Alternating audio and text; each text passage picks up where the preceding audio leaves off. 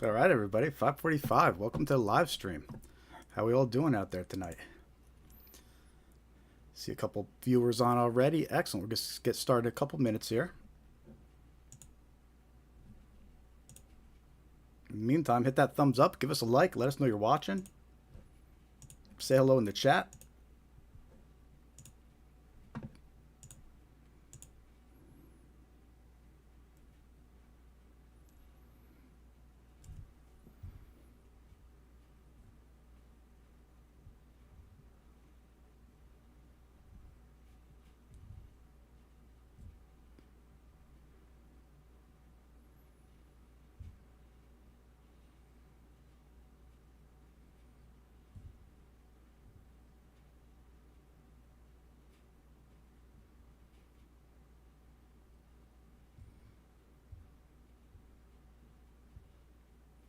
Get started momentarily here. Welcome to all new viewers. We do this live stream every week, scam awareness live stream, where we share a lot of examples of common scams to help you be aware of what's going around, what to protect yourself from, what to protect your loved ones from. Lots of good stuff coming up on this live stream. Gonna get started about 3 more minutes here. Just giving a few more people time to join. I see John in the chat. What's up, Johnny? Welcome back. Good to see you.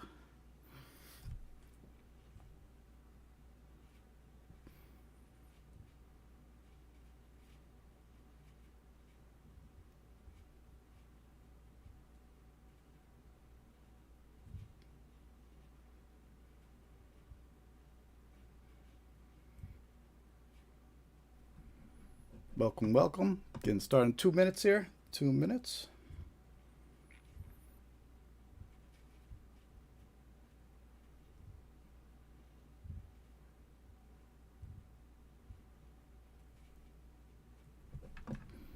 All right, cool. Good to see everybody. Welcome to the live stream. If you're first time joining us, we do this live stream every week, every Thursday at 5:45 p.m. Eastern Time. And the goal is to spread awareness about common scams. My name is Jared. I'm with Scamware 101, and I'll be your presenter for this evening.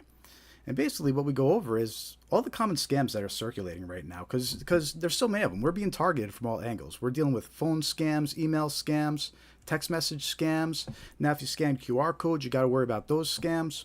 So there's a lot going on out there to be aware of. And everybody seems to know somebody that's getting scammed, or they're getting scammed themselves, right?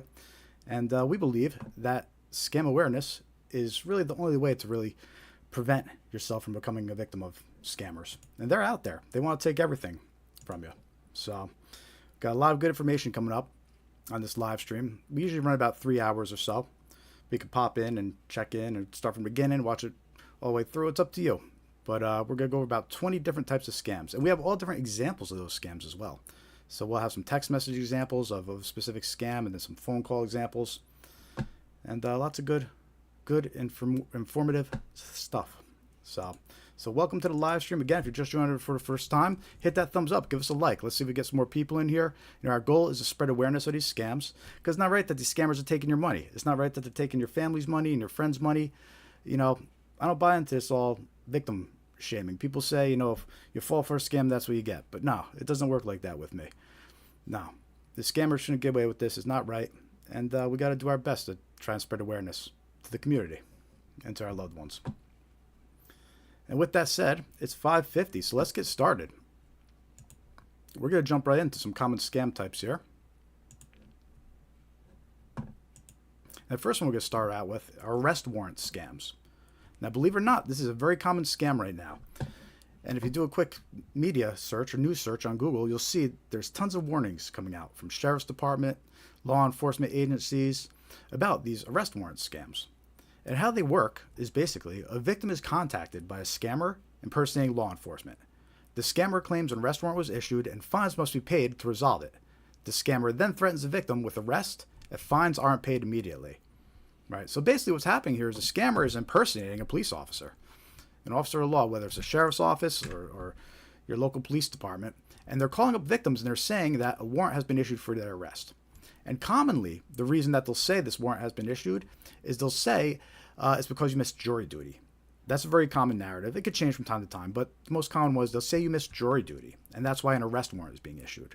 And of course, they'll say you can pay the fines right now for it to all go away. But if you don't, they'll threaten that A deputy's going to come and arrest you. So people get scared. And that's what scammers thrive on. They want to scare people. They want people to react. They don't want them to think things out. They want them to just get scared, react, and make a payment without thinking. So that's known as an arrest warrant scam. And the thing with this scam also to be aware of is when these scammers call their victims, there have been reports of the phone number that shows on caller ID will be the phone number of whoever they're impersonating. So the scammer will be impersonating the sheriff's office, and the caller ID will actually show the sheriff's office's phone number. Or they'll be impersonating your local police department, and your caller ID will actually show the police department's number. But it's really a scammer that could be all the way across on the other side of the world, and your caller ID is incorrectly showing that it's actually the sheriff's office. So scammers, that's an important thing that you're going to hear me mention throughout this live stream tonight. And it's an important fact to be aware of, and that's caller ID. Caller ID cannot be trusted to verify who you're talking to. Scammers can manipulate caller ID. So it's very important to remember. You're going to hear me mention that as we go through a lot more of these scams this evening. But always remember, caller ID can be manipulated by scammers. We know that they're doing it for arrest warrant scams. They're manipulating the caller ID. They show the sheriff's office. And you can't trust it. We also know that they're doing it for bank scams as well. They're calling victims and they're impersonating the bank. And we'll get to that scam on this live stream a little later too. We have many good examples coming up. We actually got about 20 different types of scams that we're going to go over. So hit that like button. Help us spread awareness. Let's see if we get some more people in this live stream. And that's the first scam we're going to talk about tonight, was the arrest warrant scams. We also did a video of this scam on our YouTube channel. So you can go check out our YouTube channel. Subscribe if you haven't subscribed yet. Subscribe to our YouTube channel. Check out the video we did on arrest warrant scams. We have a lot of media clips, some clips from the news in that video. And there's also some reports that these scammers are providing fake paperwork with these arrest warrant scams that make it look like a warrant has been issued. So we cover all that in our arrest warrant scam video.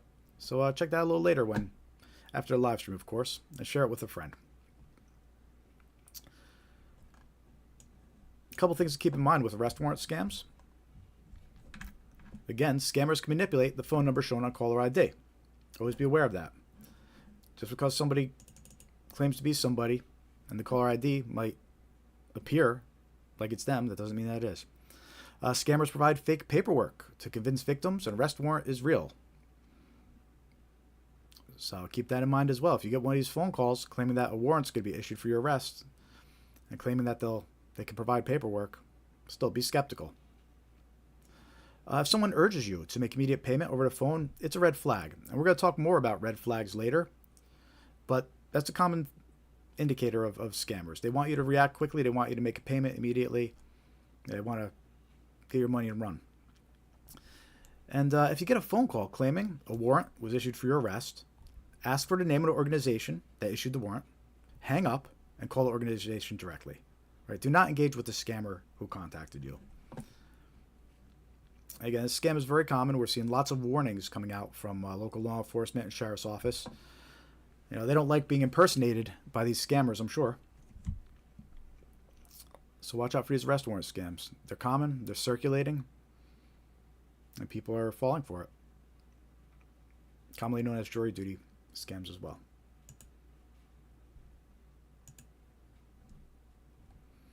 Welcome to the live stream. If you're just joining us, I'm Jared with Scamware 101. I see a few more people in the chat here. I see Ciala. Good to see you, Ciala. Thank you for joining. Ciala Roda. And then see Johnny here as usual. Excellent. Good to see you. Hit that like button if you haven't hit it yet. If you're just joining us, we do this live stream every Thursday, 5:45 p.m. Eastern Time. It's Scamaware 101. You can also join our free email list. Take a moment and join our free email list. It's on scamaware101.com. We'll send you out reminders, letting you know when we're going live. And we'll also send you some useful scam awareness tips from time to time. It's free. Scamaware101.com and hit join mailing list. With that said, let's get into our next scam that we're going to go over. I mentioned it briefly a minute ago, but we're going to talk about bank impersonation scams.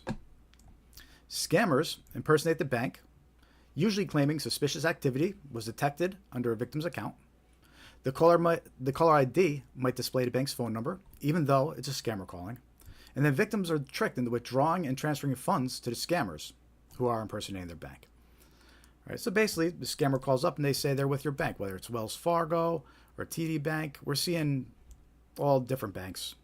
The scammers don't care what bank, they're just going to impersonate it. And there's no limit to what banks they'll impersonate. And obviously, there's no limit to who they'll impersonate. They'll impersonate law enforcement as well, right? But anyway, bank impersonation scams. They're calling victims to impersonate a bank. They're claiming that there was suspicious activity under your account. And what's happening here is they're actually targeting victims in multiple ways, by phone and by text message. And of course, by email. I'm sure you've gotten those phishing emails and those fake emails that claim it's from your bank. We covered a few of those in our phishing email video as well. We have a few phishing email videos where we show you the examples of phishing emails. And bank impersonation is a thing. And basically what happens is if they try you by phone and you don't answer, then they're going to try you by text too. And on my screen, you can see an example of a text message impersonating TD Bank. Now this one was actually provided to me by a friend. And there's a story behind it. And the story is that her phone rang first, and the caller ID displayed TD Bank's phone number. But she didn't answer it. After not answering it, she immediately got this text message that's impersonating TD Bank and claiming that there was a transaction on her account. This text message isn't from TD Bank. This is a scam. And there's a couple ways that you could tell that this is a scam. We reached out to the bank to confirm too, and they confirmed all this for us. But the first indicator that this text message is a scam is that it's coming from a real phone number. If this had came from TD Bank and a lot of other banks, they'll come from a short digit code. Instead of being a phone number, they'll come from like a 5-digit code. So that was indicator number one. This wasn't really from the bank. It's coming from a regular old phone number that anybody could get. And the other indicator was it doesn't say which card the activity was on. If this had been a real notification from the bank, it would have at least said the last 4 digits or given some kind of other indicator which card it was referring to. And the third indicator is there's a strange capitalization throughout the text message. Right? The word transaction is capitalized for no reason. The word reply is capitalized for no reason. The N in not is capitalized for no reason. So there's all these little indicators that this isn't really a professional text message. So always keep that in mind. These bank impersonation scammers, they're targeting victims by phone, they're targeting victims by text message, they're targeting victims by email. Always be suspicious of any unsolicited contact from somebody claiming to be from your bank. And the other thing to keep in mind is because of all these third-party data breaches that are happening, meaning companies that you've used before have had their data stolen, a lot of times these scammers might already know who your bank is. So they'll know to target you and impersonate TD Bank, for example. If that's your bank, they'll know to impersonate TD Bank, just to be even a little bit more convincing. So always be on alert. Always be suspicious of any unsolicited contacts from people impersonating your bank, even if the caller ID shows your bank's phone number. You can't trust it. That's not enough to trust who's actually calling. And if it is actually your bank, they should have no problem with you hanging up and calling them back directly. Not at the phone number on the text message, not the phone number they tell you to, but at the phone number on the back of your debit card, for example, an official phone number. But yes, be aware of these bank impersonation scammers. And they get right to the point, too. They pretend that they're your bank, they say there's suspicious activity, and then they ask to access your account. So that's to access your account. They ask you to transfer money out of the account. They get right into it. And they won't stop with just your bank, your one bank. They'll ask you if you have any other bank accounts, and they'll try to take all that money too. So these scammers are ruthless, and that's who you're dealing with these days. These ruthless scammers, they want to take it all. And just to share a victim story with you.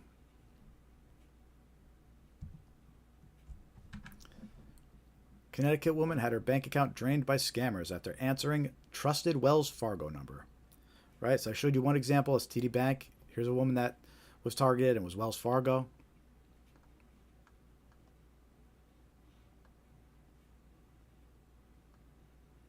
I did everything that they said to do, and they literally drained my bank account, she explained. And it says her trouble began when she saw a familiar phone number on her caller ID. I got a call from a Wells Fargo number saying that I had fraudulent activity on my account and that a random person was sending money from Zelle, she recalled. They told me to go onto my account and I needed to secure my Zelle on my end by sending money that would go back to my account right after. And we're going to talk more about those red flags in a little bit, but sending money with Zelle was definitely a red flag. The bank would never reach out to you and ask you to transfer money with Zelle. It's an important red flag to be aware of, and Zelle is used by scammers a lot. So even if you hear Zelle mentioned, that's something to keep in mind. Should raise a red flag. But back to these bank impersonation scams. In her case, that's what happened. She got a phone call, and even though it showed the Wells Fargo phone number, the correct phone number on the caller ID, it was actually a scammer. So be aware of that. We know that scammers could do that.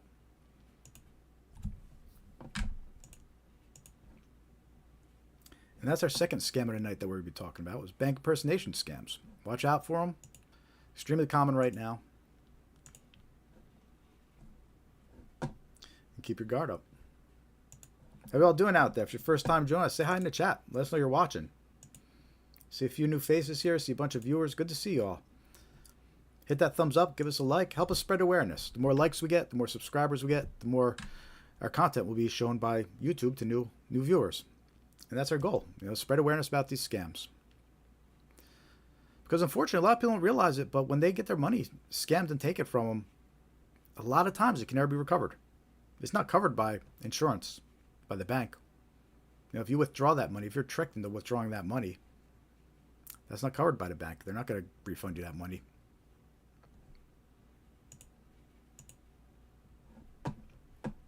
Let's go on to our next scam.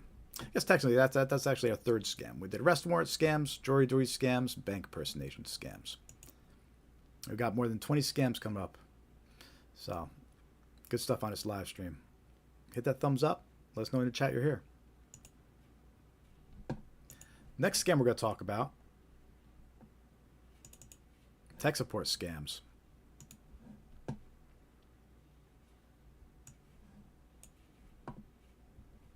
And basically how these tech support scams work. A fake virus alert displays a tech support phone number to call for help. So the victim will just be browsing the internet and boom, they get a pop-up that says they have a virus. But it's fake. It's not real. It's a fake virus alert. And it'll have a phone number to call. But when the victim calls, they're connected to a scammer who impersonates tech support. The scammer usually requests access to the victim's device, then attempts to steal personal and financial information. A lot of people are being targeted with this scam and falling for this scam, but unfortunately, it's a lot of the older folks out there.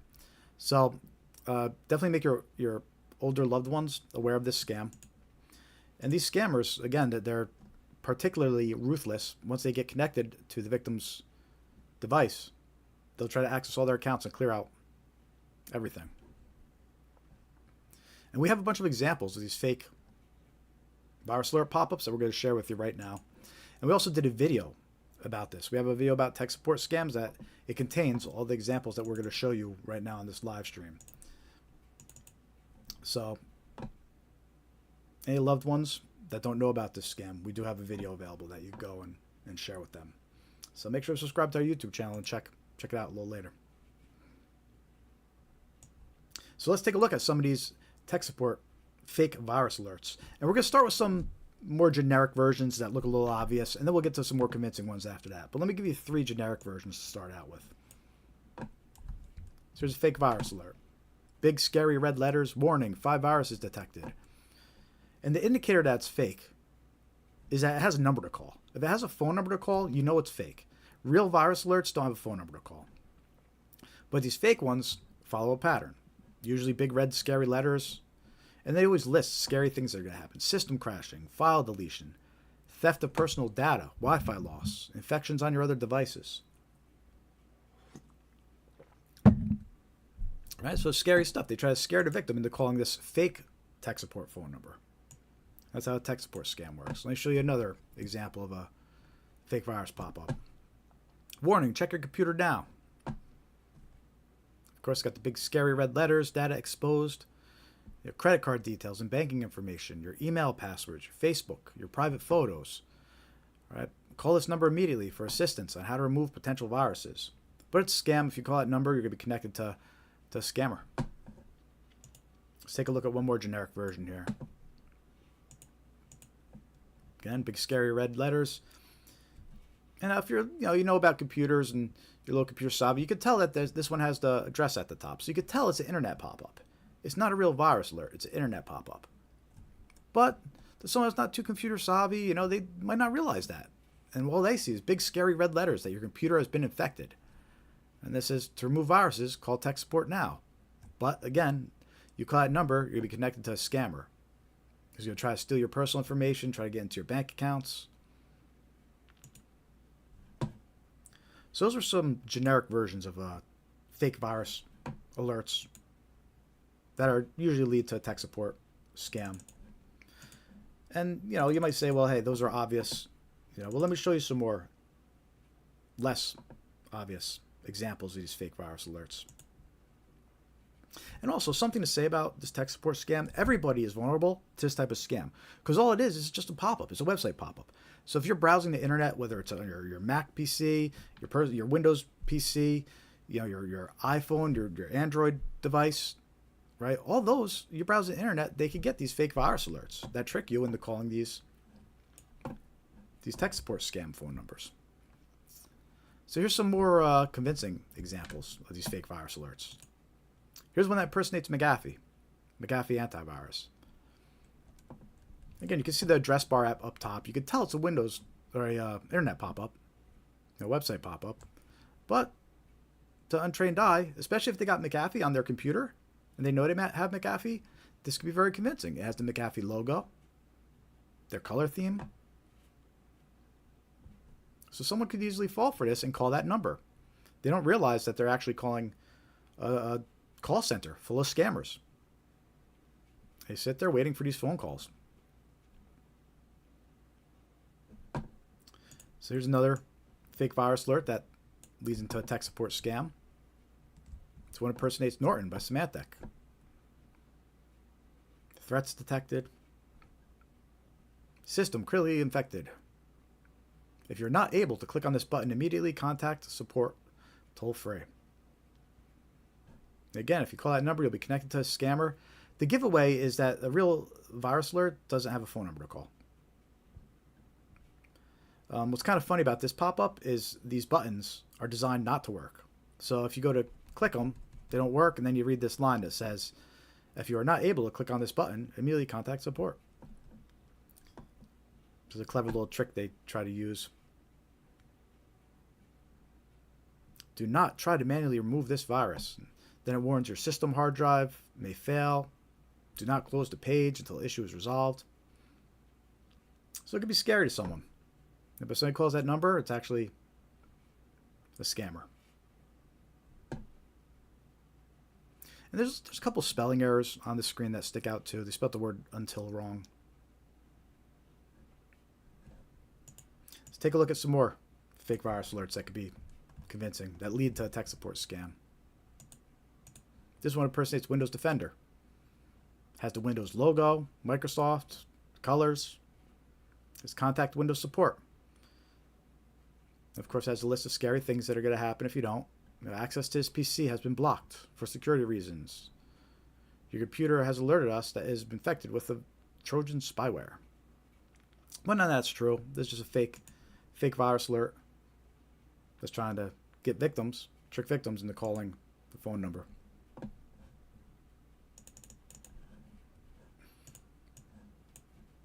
Here's one more example of a fake virus alert that impersonates Windows Defender. It's got the Microsoft logo again, the Windows Defender logo. Threat detected. Access PC has been blocked for security reasons. And that says contact Windows support with a phone number.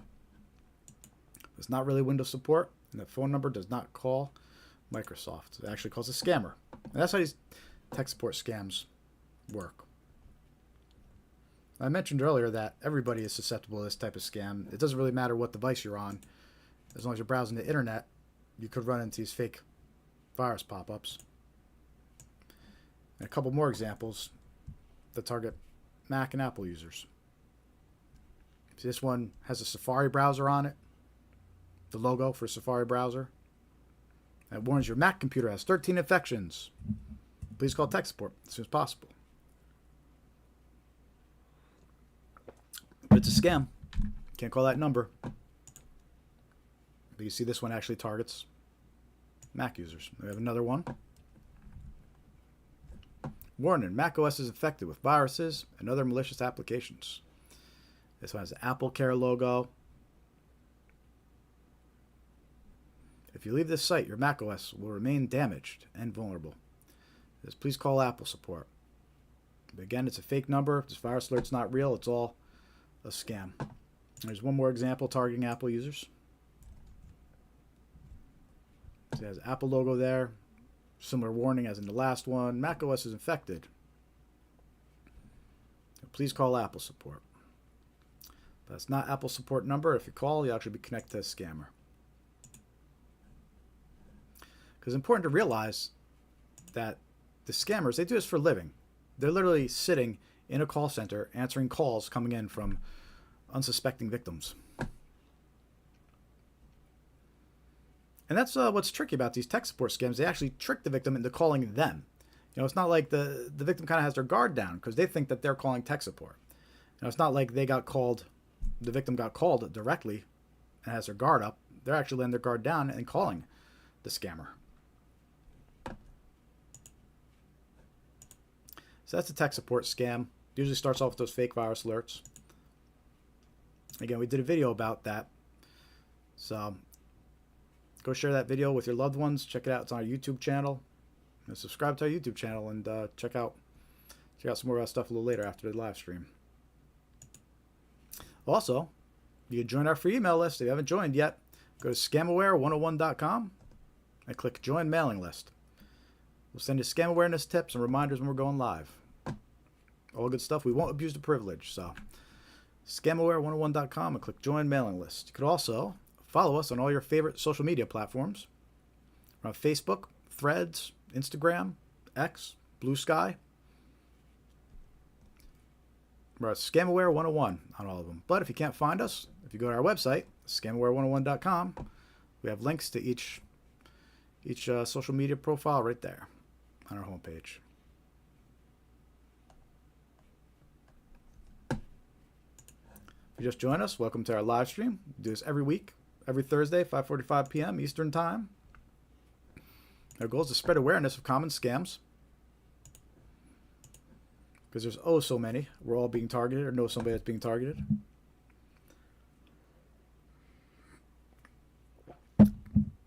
If you haven't clicked that like button yet, hit that thumbs up, give us a like. Help us spread awareness about these scams.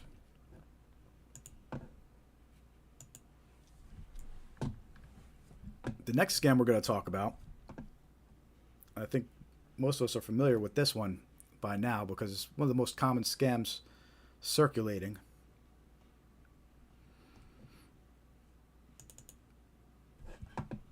Let me know in the chat if you've encountered one of these text messages. But we're going to talk about road toll scams. That's right, road toll scams. I can't tell you how many people have reported these text messages to me. I have so many examples of these text messages to share with you. I actually have too many to share that I had to pick and choose which ones because there's so many different versions of these unpaid road toll scams going around. Basically, the scammers are impersonating SunPass, Peach Pass, Quick Pass, Good to Go, or Washington State, impersonating Easy Pass, North Texas Tollway Authority, Drive Easy Maryland, Fast Track over in California. And they're impersonating, and that's not even all these agencies. They're impersonating even more agencies than that. This scam's been going around since about a year now. It started circulating about the middle of last year, so it's been going around for about a year now, and it's evolved. And basically what it is scammers are impersonating road toll services like EasyPass, SunPass, FastTrack, and they claim they have an unpaid toll is due. Victims are usually contacted by text message or email containing a link to pay the fake toll. However, the link opens a fake website designed to steal any personal or financial information entered by the victim. There never was an unpaid toll due. And this one, we saw it pick up during the holidays. And, we thought it was circulating a lot then, because of holiday travel, but it's picked up so much more since then. And I'm going to show you some examples here.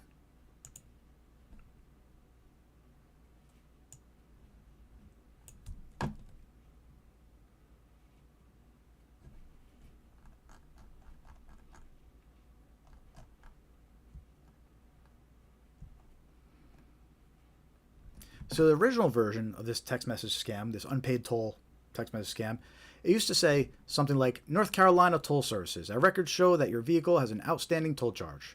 To avoid a bill with excessive late fees of $69, kindly sell your balance of $6.99 at, and then it has a link to a fake website. And they put the word Quick Pass in the website name to try and be more convincing. Right? But if you click that link and go to the website, you're going to have your payment details stolen. So you can't trust this. And this example is in North Carolina, but they impersonate other states too. The one under it, California Toll Services. Our records indicate that your vehicle has an unpaid toll invoice. To avoid additional charges of $65, please sell your balance of $6.49. And same thing, it has a link to a fake website. And that's how this scam started, but then it evolved. You see, then it started impersonating Easy Drive, Massachusetts. And you start seeing text messages that said, Easy Drive MA reminder, your bill for $6.99 is due soon, please visit. And that linked to a .xin website. The original ones were linking to .com. Now this links to .xin, which is it's not a US website. Here's one where impersonates New Jersey. Your recent trip through New Jersey toll point has incurred an extra $4.15 charge. Then it evolved and started including dates in it. Pay your FastTrack lane tolls by January 24th, 2025 to avoid a fine and keep your license. You can pay at, and there's a link to a fake website. They put Easy Drive MA in the website name, even though it says it's FastTrack toll. But the next one, final warning, unpaid tolls. Failure to pay $3.99 may result in further penalties. Deadline, March 12th. Thanks for your cooperation. And there's other versions. I'm going to show one more example here. The toll roads notice of toll evasion. You have an unpaid toll bill on your account. To avoid late fees, pay within 12 hours. Or late fees will be increased and reported to DMV. The toll roads team wishes you a great day. At least they're polite about it. Let me know in the chat if you've gotten these text messages before. Almost everybody has at this point. They're extremely common.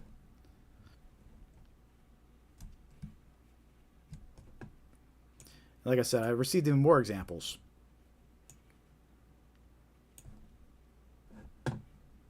From people. In fact, one other one I'm going to show you is, here's a text message that came with an attachment. The text message came with a PDF file attached. And this is what the file looks like. Toll violation notice. It's got the link to pay at the fake website. So it just gives you an idea of how many different versions of these unpaid toll scams are floating around here.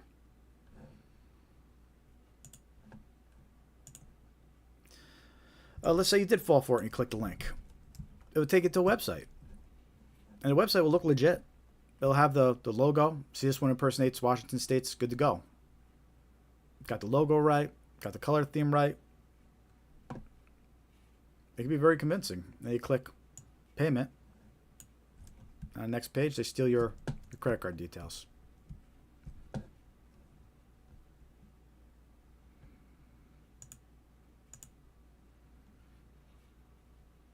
So again, these are all part of the unpaid road toll scam. Many variations of this text message going out. Look, if you think you owe tolls or your Easy Pass is out of money, then open the app on your device and check it there. Load up your account there. or go to the official website. Don't click the link. Go to the official website and check there. But it's important to be aware that these unpaid road toll scams, these text messages, extremely common, circulating like crazy, and be very suspicious if you get any unsolicited communications about unpaid road tolls.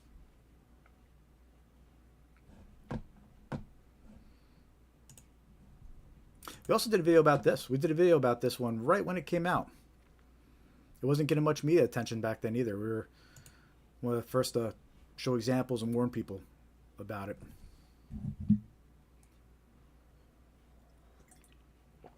We warned people back around when the FBI did a warning, and then we made a video about it. At that time, there was only like 2,000 or 3,000 reports of it, but since then it's exploded.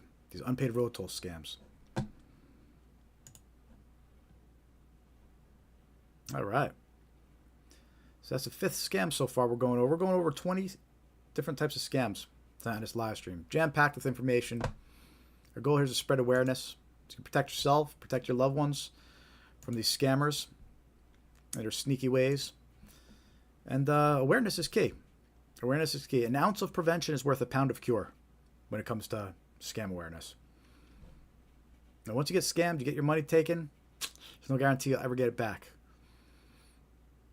And you hear about the victim stories, and there's certain red flags and certain details where if they were just aware of it, if they had heard of the scam or were aware of one of the red flags, it would have been enough to save them. But instead, they're getting their life savings cleared out. So awareness is key. If you know the scams that you're being targeted with, then at least you can keep your guard up and hopefully catch them before they catch you, you know? So anyway, that was unpaid road toll scams. Watch out for those text messages. They're impersonating everybody. Easy Pass, Sun Pass, Fast Track. Be aware of that.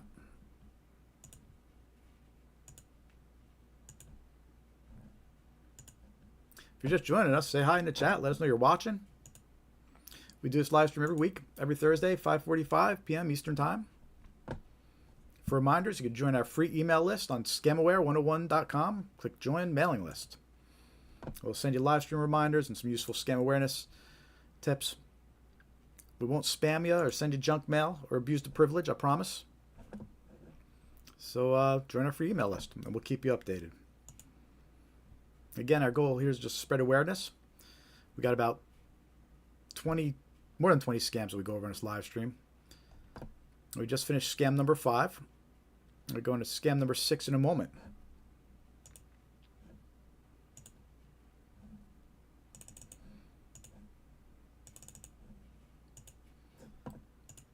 And you can help us spread awareness too by clicking that like button and the subscribe button. So help us spread awareness. Let's get this content out there, get these warnings out there, and help prevent people from becoming a victim.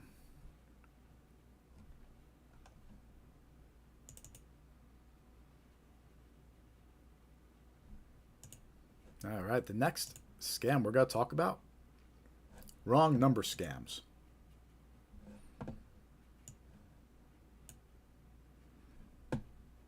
Now, we did a video about this scam, and it got over 98,000 views. It's almost at 100,000 views, which is crazy. It was one of our first, I guess only viral videos so far. We're lucky to get over 1,000 views on our videos, and that one got 98,000. So, but it was a video we did about wrong number scams. And basically, these wrong number scams usually evolve into romance or pig butchering scam. What these wrong number scams are is they're just a way for scammers to find new victims. And how it works is the scammers will try to reach new victims by sending text messages to random phone numbers. The text message could say anything. The point is, when someone replies wrong number, the scammer attempts to continue the conversation and build a trust with the victim. As trust is gained, this type of scam evolves into a romance or a pig butchering scam that ultimately steals money from the trusting victim. But if you've ever wondered why you get so many wrong number text messages, this is why. Because wrong number text messages, sad to say, most of them are scams. They're just sending random messages to random phone numbers and trying to get people to reply. Whether it's to say wrong number or to ask, who is this? Simply replying is doing what the scammer wanted. So let's talk more about these wrong number text messages. And let me know if you've encountered any of these messages or attempted pig butchering type scams. I'm going to show you some examples. And the thing about these wrong number scams, they could start with any type of text message. Right, start with a simple text message like, "Excuse me, this is Emma." Or, "Hey Anna, I'm Josie." Or even just text message says hi. Right? The point is, the scammer just wants you to reply. Right? They want to reply, "Who is this?" Right? They want to reply by like, "Hey Anna, I'm Josie." "Sorry, wrong number." Right? They want you to reply. "Excuse me, this is Emma." "No, sorry, wrong number." That's why it's called a wrong number scam. But once you reply, the scammer's going to try to continue the conversation. So there's a couple examples of where the conversation might go. And they're going to try to learn more about you. They're going to try to learn your name, your age, or location. But here's an example of how a wrong number scam might start. Starts with a random text message. "I'm Margaret. Aren't you Lillian?" Person replies back, "I'm Izzy." Right? At that point, whatever. The conversation should stop if it was legit wrong number. But it doesn't. The scammer continues. "I'm really sorry. I think I made a mistake between your number and Lillian's number. Hope I didn't disturb your good day." Right? And the person replies back, "That's okay." Again, conversations stop at that point. But it doesn't, because the scammers could keep going, because that's what wrong number scams do. The person replies, "Thank you for your understanding and patience. You're a kind person. I hope you have a good day today. I'm 36 years old. Would you mind telling me your age?" Right? So there's the asking what the person's age is. And if this conversation had continued, they'd ask location, they'd ask name, they tried to get to know the person, and eventually determine a scam. But this all started with a wrong number. It all starts with a wrong number text message. Claiming it's a wrong number. Here's another example. "Have a cup of coffee together sometime."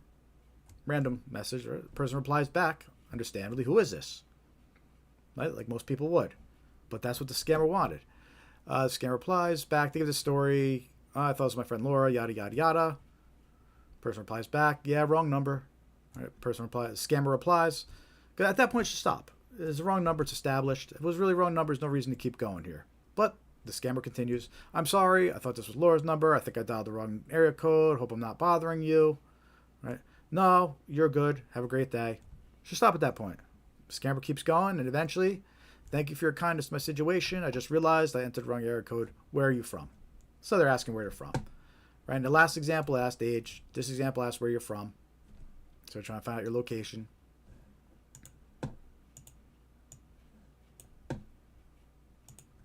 Here's another example. This is one that me and a friend received, and we purposely replied to use it as an example on these live streams and share it with you wonderful folks. This one started out with just random text message says hi. I reply back, "Hi, who is this?" Scammer says, "I'm Karina. Are you David? We met last week at Linda's party." Yeah, they always come up with some story. "Hi, sorry, yeah, the wrong number." Right at that point, conversation stop, but it's a scammer, so it doesn't. "Oh my gosh, I checked, found out I entered the wrong number. Hope this doesn't bother you." "That's okay, no problem." At that point, again, conversation should be over. Scammer keeps going. "Thank you very much. You're a very friendly and polite person. I hope we can be friends. Nice to meet you. My name is Karina. What can I call you?" So now they're asking my name. We replied Pat. Pat could be a guy or girl, so we figured we'd mess them a little bit. We replied Pat. And they said, "You have a beautiful name. I am from Malaysia. Currently living in Los Angeles. Where do you live?" Right? So this one asks where you live. Started with name, then where do you live. Eventually we've asked for age. The other examples, we asked for age and location. What's important to realize is most of the time these messages are actually bots. Or at least they start out that way. They start out as bots, and then eventually you get connected to a real scammer. Sometimes these wrong number scam text messages will include a picture to try and get to stand out and get a reply. All right, and here's another example. This is one I received. "Hi Byron, I'm Jane." Has a picture of an attractive woman. Didn't reply. I knew it was a scam. But you can see that this text message came in at 1:58 p.m. I didn't answer it. In exactly 4 hours, on the dot, 5:58 p.m., she sent a follow-up text. Have you gotten the pictures I sent? It is a bot, scheduled to send this message and then to send a follow-up reply 4 hours later. But if you reply, you're letting the scammer know that you received the message. You're letting them know it's an active number for them to target with even more scams. So you never want to reply to these messages. Unfortunately, even to say wrong number, you don't want to reply to say wrong number or anything. Unfortunately, you want to be. A lot of people are raised. You want to be polite, and if it was really a wrong number, you want to let the person know, right? But you can't. Scammers know that, and they're trying to take advantage of you. And 99% of the time, it's going to be a scammer, and they're just trying to get a reply to confirm your phone number is active, and they're trying to get information about you. So watch out for these wrong number scams. They're extremely common. They evolve. Eventually they evolve into either a romance scam or a pig butchering scam, usually.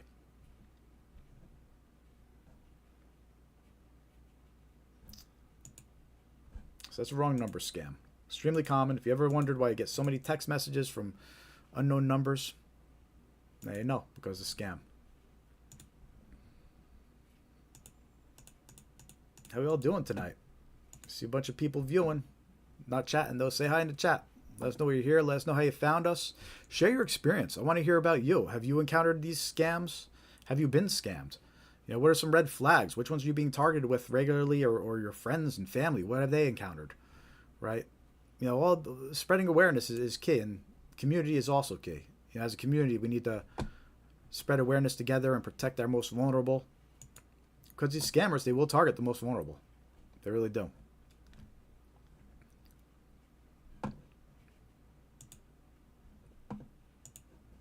So that was wrong number scam. Again, we have the video, wrong number scam video on our YouTube channel that you can check out.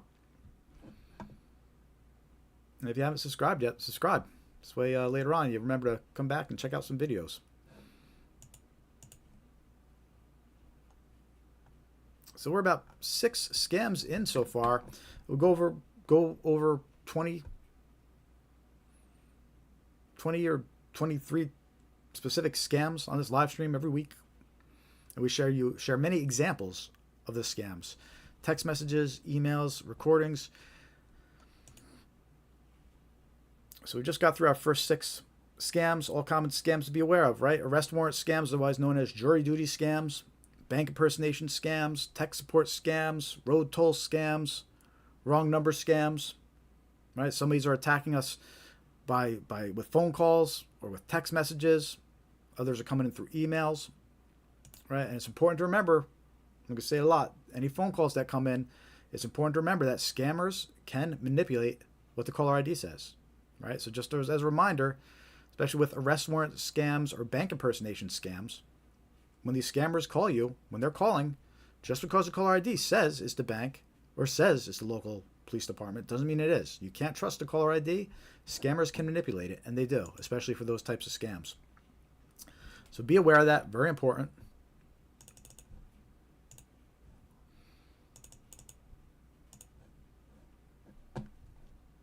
And all the examples that we shared with you, they're all recent. All recent, all active.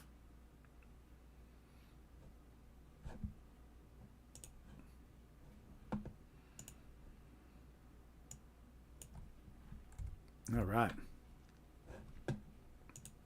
Haven't hit that like button yet. Hit that like button. Help spread awareness.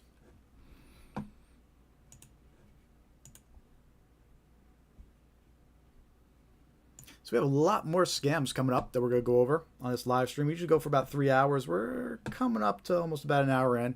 So we got plenty of time left. Plenty more scams to go over. But right now we're going to go over some red flags. And we also did a video about these red flags.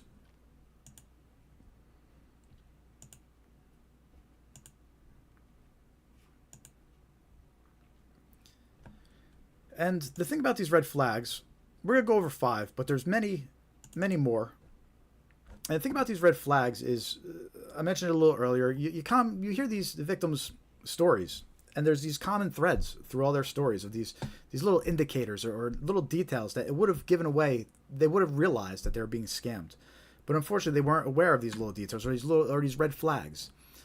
And there's so many. It's just a common theme. So what we did is we put together 5 common red flags, and we'll have some more coming out, another video with 5 more soon.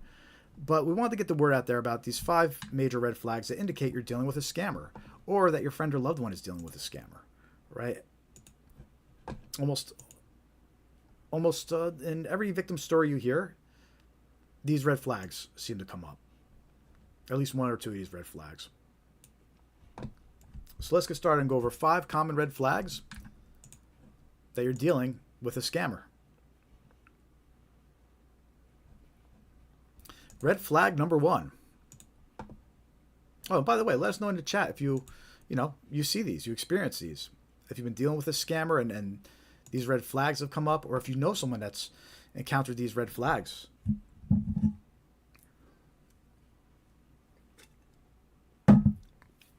So we got red flag number 1. They direct you to a third-party chat app like Telegram or WhatsApp to continue the conversation.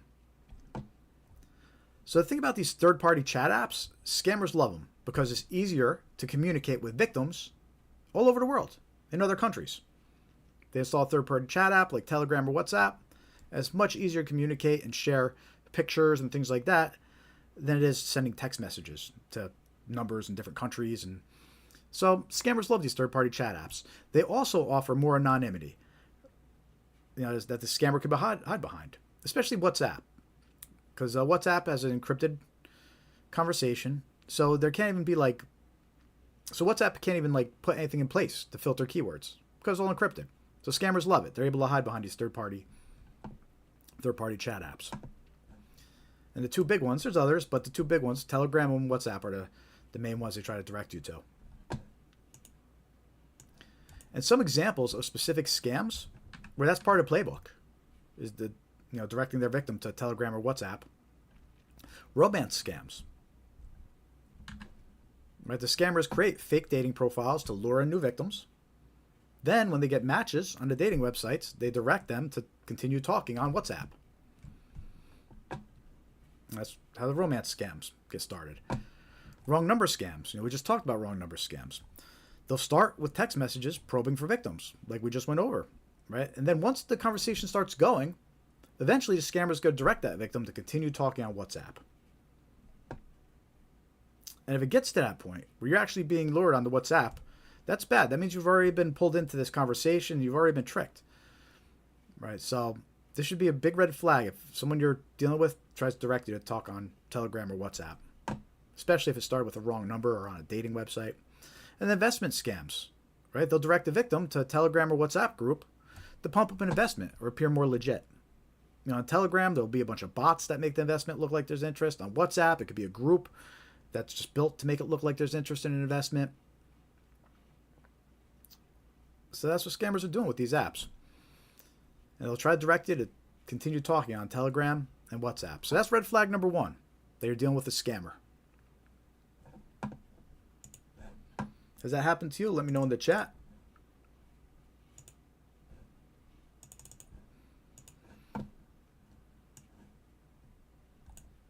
Hit that like button if you haven't yet. More likes we get, let's see if we get some more people in this live stream. Hit that thumbs up button. Red flag number 2.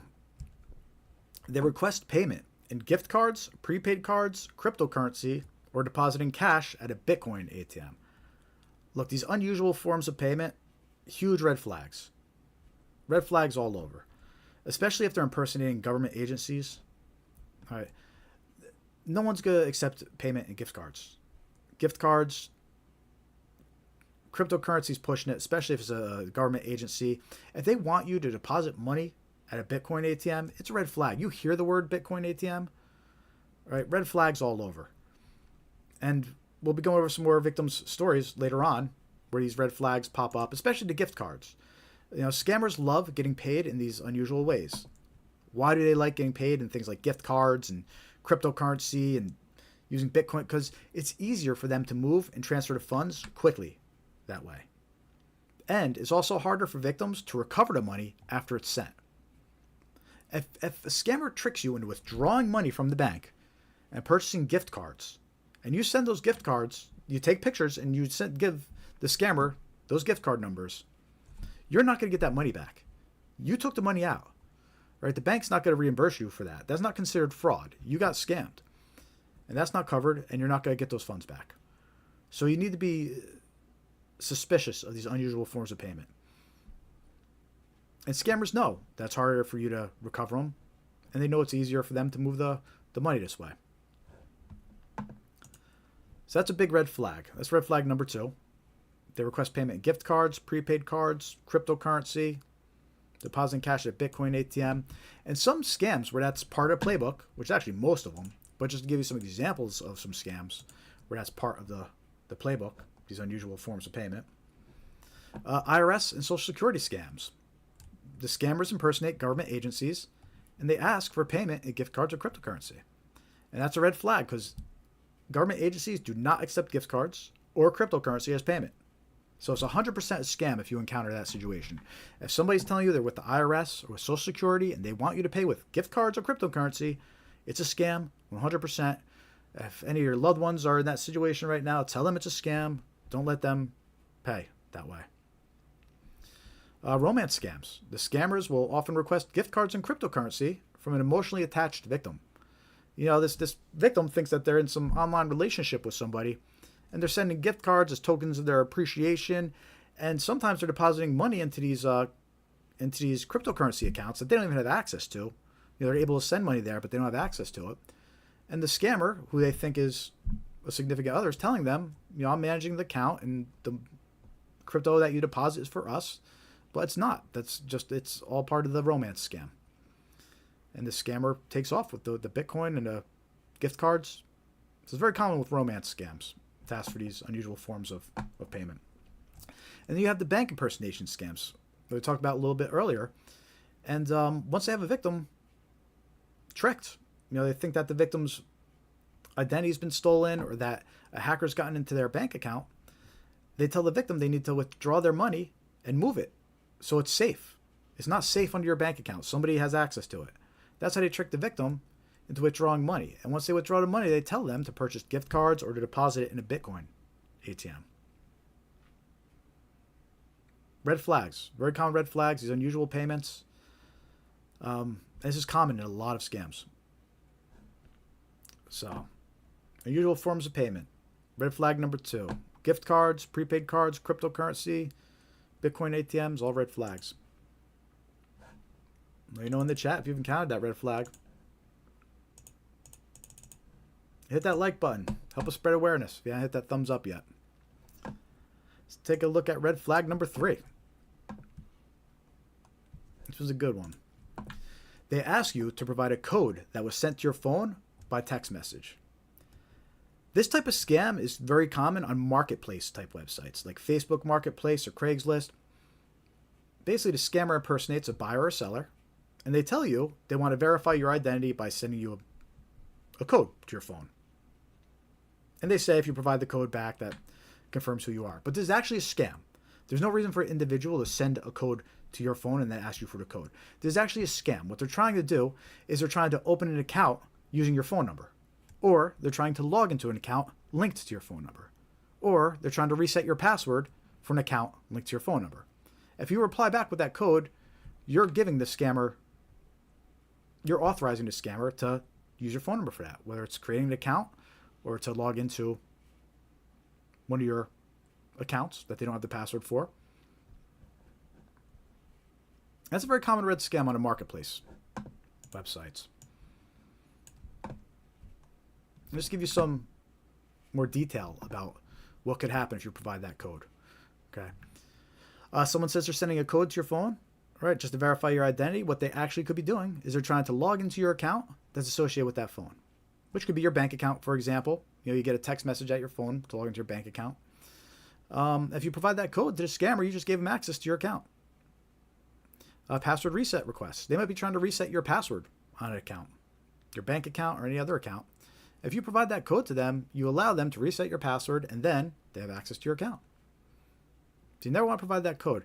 And the other example of what they might do with this code is Google Voice scams. A Google Voice scam is what's known as. And basically, providing the code allows your phone number to be linked to a fraudulent Google Voice account. Scammers love having Google Voice accounts that are linked to other people's phone numbers. It's a great way to hide who they are, and they use them to scam other people.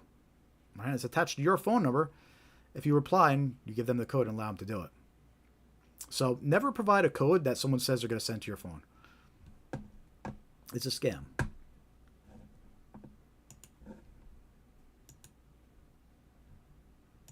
So that's red flag number 3. They're dealing with a scammer. They ask you to provide a code that was sent to your phone by text message. Who's with us? Let us know in the chat you're still watching. Hit that thumbs up if you haven't yet. You know, we rely on likes and subscriptions to, or subscribers to spread awareness. You know, don't have any funding to do advertising or anything like that. So we're just counting on likes and subscribers. You know, helps get our content out there. So say hello in the chat. Click the heart. Give us some engagement. Help our content spread. You know, we're just trying to put something good into the world. You know, trying to make a difference by putting something out there. And that's why we do this live stream every Thursday at 5:45 p.m. to spread awareness.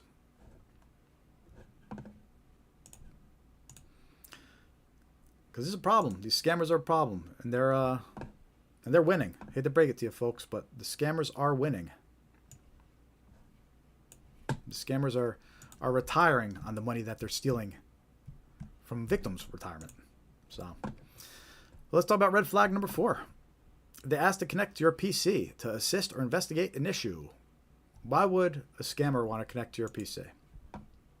Well, because it's a gold mine to them. Your PC is a gold mine. It has your logins and passwords on the PC. They can encrypt your personal files and hold them for ransom. They have access to your financial documents, pictures. If you let them onto your PC, they'll try to get into all your bank accounts as well. They might even trick you into helping them without you even realizing it. And an example is, you know, those tech support scams that I went over earlier. That's the big point of scam, is they get you to call. You think you have a virus, they get you to call a scammer who you think is tech support, and they connect to your PC. And once they connect to your PC, that's it. They can install software and they get access to it whenever they want. They steal all your passwords, any passwords that you have saved in Google Chrome, they'll extract them. So what are some scam examples where it's part of the playbook for them to ask to connect to your PC? Again, the tech support scams, the fake virus alerts, right? They impersonate tech support, assisting with a virus to gain access to your PC, to the victim's PC. Fake order scams. We're going to talk about these in a little bit, but they impersonate customer support, assisting with an order to gain access to the victim's PC. And there's the fake fraudulent activity on that bank impersonation scam, where they impersonate an agency investigating fraud, and they ask to access the victim's PC. And once they get on there, they're going to try to take everything. When it comes to giving access to your PC, you should have your tech person, right? Whether it's a local computer shop, maybe you have a tech there that works on your PC, or maybe it's your IT guy at work, right? Or maybe it's that family member that's good with computers. But the point is, you should only let specific people onto your PC. You shouldn't let strangers over the internet connect to your PC that are just offering to help, right? Random pop-ups that have you call tech support, and then they want to connect to your PC. You should never do any of that. You should have your computer guy where if something comes up with your computer, you get a pop-up or somebody's telling you that they need to get on your PC to fix something, tell them you have your own computer guy and go call your computer guy, right? Don't deal with these strangers. Don't deal with these scammers. Don't let just anybody access your PC, especially strangers over the internet. It's very important. So click that heart if you hear what I'm saying. Say hello in the chat. Let me know if you agree. Don't let strangers onto your device and PC. Make sure your loved ones know that too. But that's red flag number 4. They ask to connect your PC to assist or investigate an issue.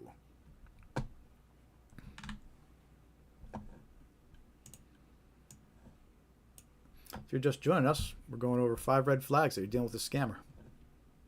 You join our free mailing list by going to scamaware101.com and click join mailing list. And hit that thumbs up. Give us a like. If you don't subscribe yet, hit that subscribe button. The more likes we get, the more subscribers we get, the more our content spreads. But let's talk about red flag number 5. They request that you keep the matter confidential or secret. It's extremely common for scammers to ask for confidentiality. They don't want you to discuss the situation with other people. The more people you talk to, the more likely you'll be told it's a scam, right? So it makes sense. Scammers don't want you running around talking to people about the situation, because the more people you talk to, the more likely someone will be, hey, I know about that scam, or I know somebody got scammed that way, or, and they don't want anybody tipping off the victim that they're getting scammed. And some examples of scams, most of them actually, but some specific examples of where asking for confidentiality is part of the playbook. We have the grandparent scams. We're going to be talking about that one a little later. But that's when the scammer says a relative has been arrested and needs money for release. But what they'll do is they'll say the relative is embarrassed about the arrest and not to tell anybody. That's the request for secrecy, where they tell you not to tell anybody or ask you to keep it confidential. Investment scams. They'll say they have an inside tip not to tell anybody, or a price is just for you, don't share it with anybody. But that's part of the scam. They just don't want you mentioning it to anybody because they might show you that's a scam. Inheritance scams. We got some examples of these I'm going to show you. They mail letters, actual letters, impersonating law offices regarding an inheritance. The letter requests confidentiality. And the example I'm going to show you a little later in this live stream when we're going over snail mail scams. We have plenty of those examples. They're writing a letter. They have multiple requests for confidentiality in a letter. And then we have the fake fraudulent activity where, again, the scammer is impersonating an agency investigating fraud. And what they'll do is they'll request confidentiality, and they'll say that because it's an investigation, you can't tell anybody. Because if you talk to anybody, you might blow the investigation for them, right? But that's part of the scam. So they'll have convincing stories and reasoning to try and have victims stay silent. So that's red flag number 5. They request that you keep the matter confidential or secret. And we see that all the time with these scammers.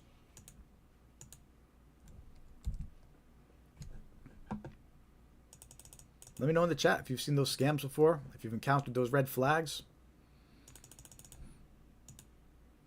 A lot of victim stories, again, just being aware of one of those 5 red flags would have been enough to save a lot of those victims from losing their life savings and retirement.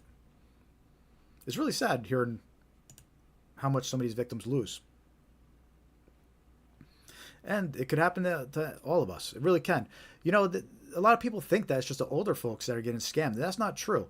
The FTC actually released their annual report, and it turns out that younger, middle-aged folks actually get scammed more than older folks. It's just that the older folks have more money saved and put away, and the amount that gets stolen is more, right? So everybody's getting scammed. It's not just the older folks. It's middle-aged folks, too. And they're getting scammed even more than the older folks. They're just not losing as much. So scam awareness is important. Don't get cocky. Don't think that you're smarter than these scammers. These scammers are using AI to make their scams even more convincing. And awareness is going to be more important than ever over the next few years as AI evolves more and more. Because the scammers, they're ahead of the game. They got the technology. But anyway, let's wrap up these 5 red flags. We just talked about 5 red flags that you're dealing with a scammer.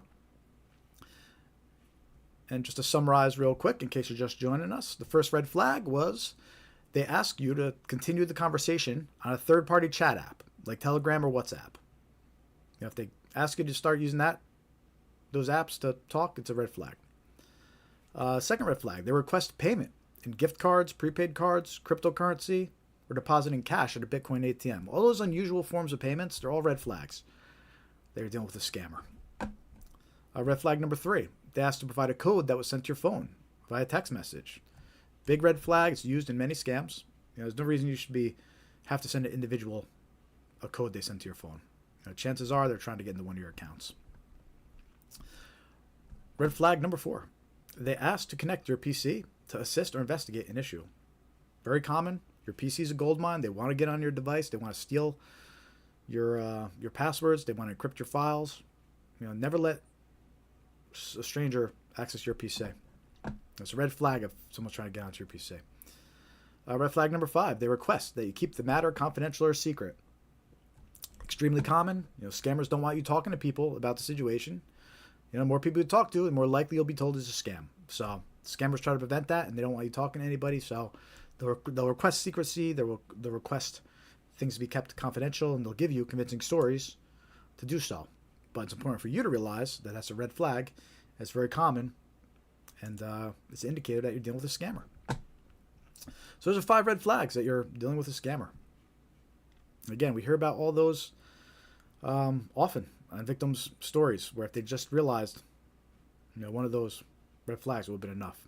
So extremely important to be aware of these red flags. We have a video with these 5 red flags and the slides that we showed. So it's on our YouTube channel, so you could go share that video later or check it out later if you want to show someone. But very important to be aware of those red flags. That's key to avoiding becoming a victim. So how are we all doing out there? I see some more viewers. Good to see you. Some new people watching. Say hi in the chat. Click that thumbs up button. Give us a like. Help us spread awareness. The more likes we get, the more subscribers, the more our content will be shown by the algorithm.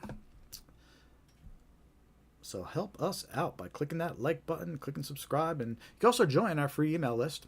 It's on scamaware101.com. You click join mailing list.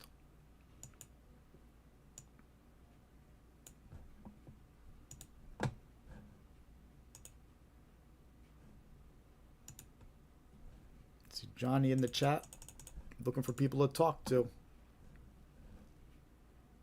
All right, we're going to take a quick 5-minute coffee break to refill my Scamaware 101 travel mug, which is also available on our YouTube channel store. So if you want a travel mug to keep your coffee warm and to keep it on your desk, as a reminder to always be scam aware, you can get them on our YouTube channel store. There's a couple other cool things there too, like mouse pads and stickers. And the idea was to have these reminders on your desk or on your loved one's desk, where it's just they're about ready to get scammed, but then they look down and they see the Scamaware logo and they think, wait a minute, I'm not going to let you scam me. So that's the idea with the products that I picked. They're a little overpriced, but they go to a good cause, and that's the whole point.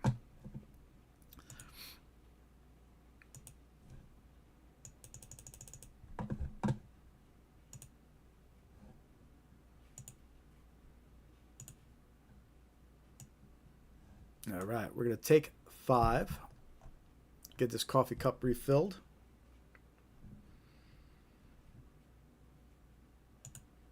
And then we got another batch of common scams coming up.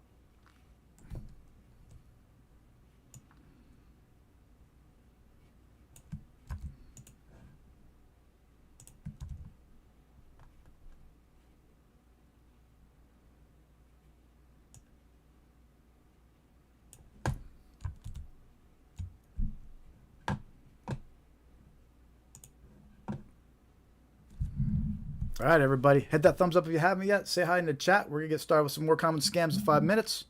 Fill up my cup. Be back momentarily.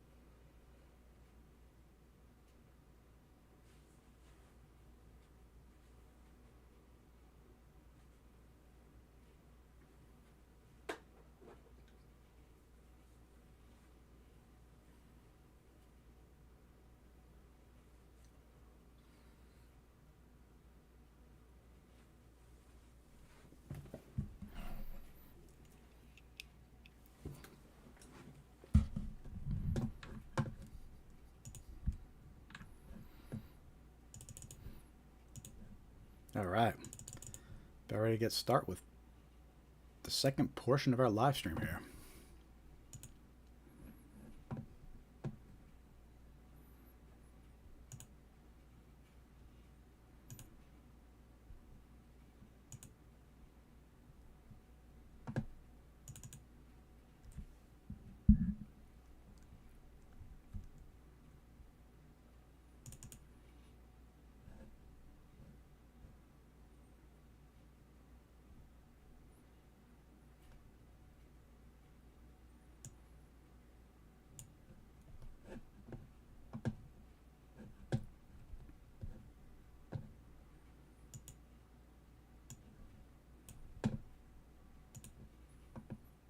All right, everybody, 7:05. We're getting on to our second portion of our live stream here. If you're just joining us, I'm Jared with Scamware 101. We do this live stream every Thursday, 5:45 p.m. Eastern Time. Our goal is to spread awareness about scams. On this live stream, we show you 20 different types of scams to be aware of, with many examples for each of them, including phone call recordings, text messages, emails. And it's important to be aware of these scams to protect yourself and your loved ones from becoming a victim. Because it's a serious problem out there. Everybody knows or knows somebody or themselves have been scammed. And unfortunately, these scammers are out to get everything you have. They're not just going to stop with one bank account. They're going to try to get into all your bank accounts. They're going to try to get all your money. And we see that as part of the playbook. Once they get into one bank account of yours, they'll ask you to get into another bank account. They'll ask you if you have retirement money or anything else, a savings account. They take it all.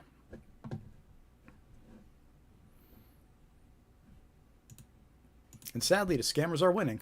They are winning. So awareness is key. Awareness is key. And the reason why awareness is key is because once you're scammed, if you lose your money, a lot of times you're never going to get back. The bank will not return your money in most scam situations. If a scammer tricks you into withdrawing your own money and purchasing gift cards, as far as the bank is concerned, that's on you. They're not going to refund your money. You withdrew it and you got scammed. So awareness is key. That's why we do these live streams. We're just trying to put some of the good out there. We do these live streams. We make these scam awareness videos. You can subscribe to our YouTube channel. Check out our videos later. Most of these scams that we're discussing on our live stream, we actually did a video for each of them. So this fake order scam that we're about to go over, there's a video on our YouTube channel about fake order scams. And the scams that we went over so far, the six of them so far, a bunch of those had videos as well on our YouTube channel. The wrong number scam, tech support scam, unpaid road toll scam. We have videos about all of those on our YouTube channel.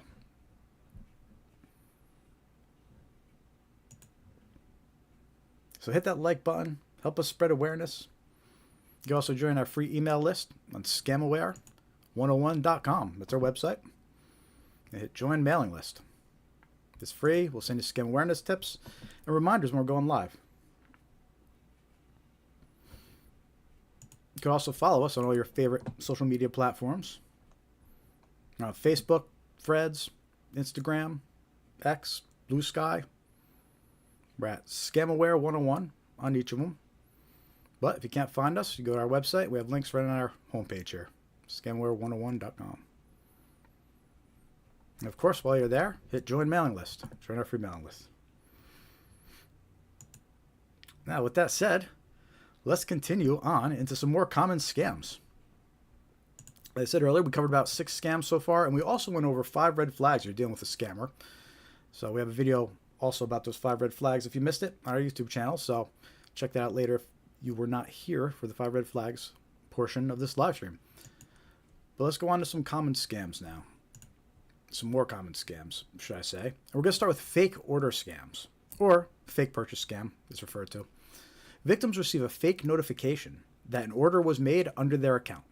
When the victim calls to dispute the fake order, a scammer impersonates customer support and attempts to steal their personal and financial information. So these fake order scams are extremely common right now, and they're targeting us from every direction. And you might not even realize it, but we're being targeted by text messages, we're being targeted by emails, and we're being targeted by phone calls, all claiming that an order we placed is going to be processed, and then it contains instructions to dispute it. But the whole trick is, if you hit 1 to dispute it, or you call the number to dispute it, you're going to be connected to a scammer. There is no order. It's a fake order. You're just getting some random notification about a fake order, but then it says to call a number to dispute it. You call that number, you're going to be connected to a scammer. And let me show you some examples of this type of scam that's circulating right now, all recent examples. And we'll start with the text message version of these fake order scams. Multiple people provided this example to me.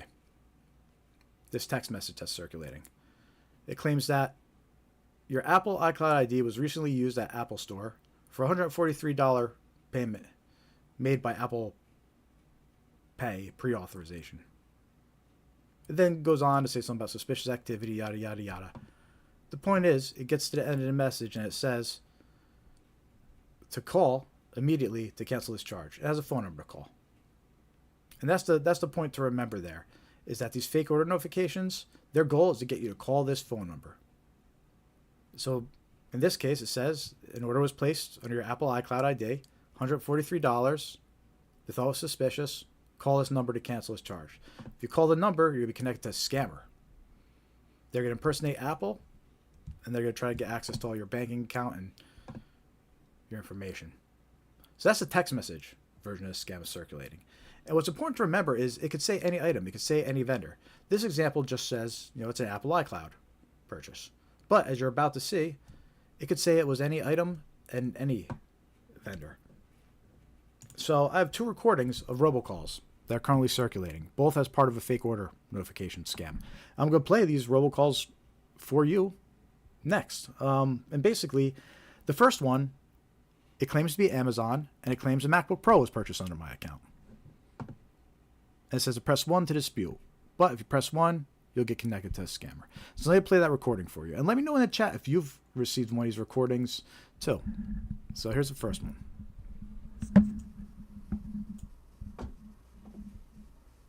This call is to authorize the payment of $1,499 for the recent order of Apple MacBook Pro on your Amazon account. If you do not authorize this payment, please press 1 to speak to our customer support representative. So that's the first robocall example of a fake order notification. They're notifying you of this MacBook Pro purchased under your Amazon account. And they press 1 to dispute the charge. Right. Well, this isn't Amazon. This isn't Apple. This is a scammer trying to get you to press 1. You press 1, you're going to be connected to a scammer who's going to try to get into your bank account and personal information. Right. And again, the way these fake order notification works, they could impersonate any vendor, and they could claim any product was purchased. Right. So this next example, here's another robocall that's circulating. This one claims a PlayStation was purchased under your Walmart account.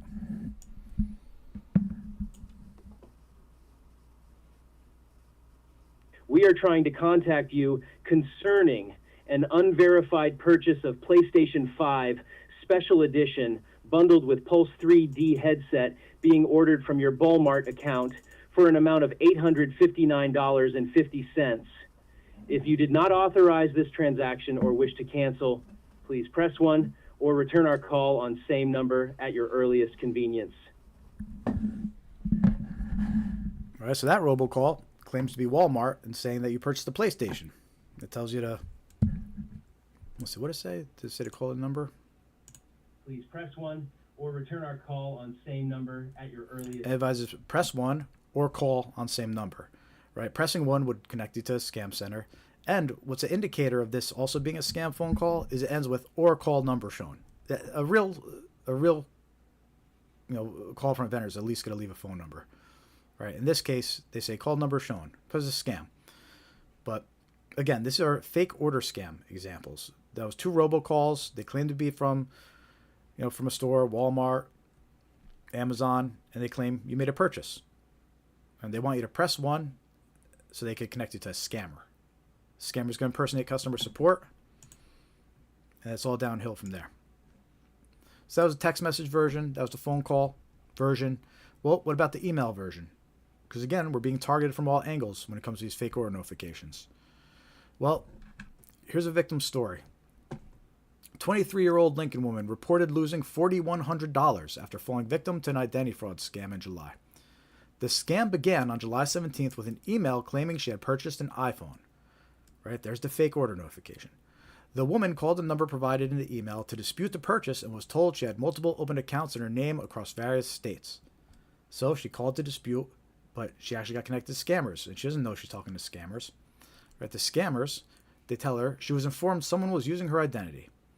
According to police, scammers then connected the woman to a person posing as a CIA agent who instructed her to withdraw $3,600 from her bank.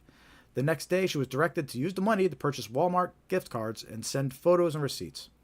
Additionally, the woman sent another $500 cash card to the scammers.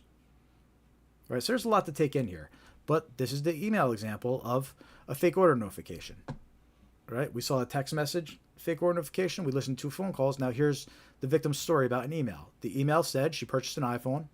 That's the fake order notification. She didn't purchase an iPhone. And the email says to call this number to dispute it. She calls that number. She doesn't realize she's calling scammers. She thinks she's just calling Apple support or whoever. But she's actually calling scammers. So that's how these fake order scams work. That's how they pull in the victim and trick the victim. Right? If you get some kind of order notification, manually go to your website, and check that way. Like the Amazon one, you would just go check your Amazon account. Don't trust links. Don't call phone numbers. And also, there's some more fascinating information, that comes along with this victim's story, right? So not only, she falls for the fake order notification scam, fine. But what happens once the scammer has them on the line? Well, what they do is they convince them that their money isn't safe, right? And in this case, they told her someone was using her identity. They had access to her money, right? And they instructed her to withdraw all her money from the bank account, because they tell her it's not safe. They tell her somebody has access to it. So she withdraws all the money from her bank account. Then the next day, they direct her to purchase the gift cards. And this is exactly what we talked about on our red flags earlier, right? If you were here a little earlier for the red flags, we talked about the asking you to purchase gift cards, right? What was that? Red flag number 2, I think. They asked you to purchase gift cards, unusual forms of payment. And if she had been aware of that red flag, it would have been enough to stop her. And that's an example of why awareness is key. Awareness of just these little details, would have been enough.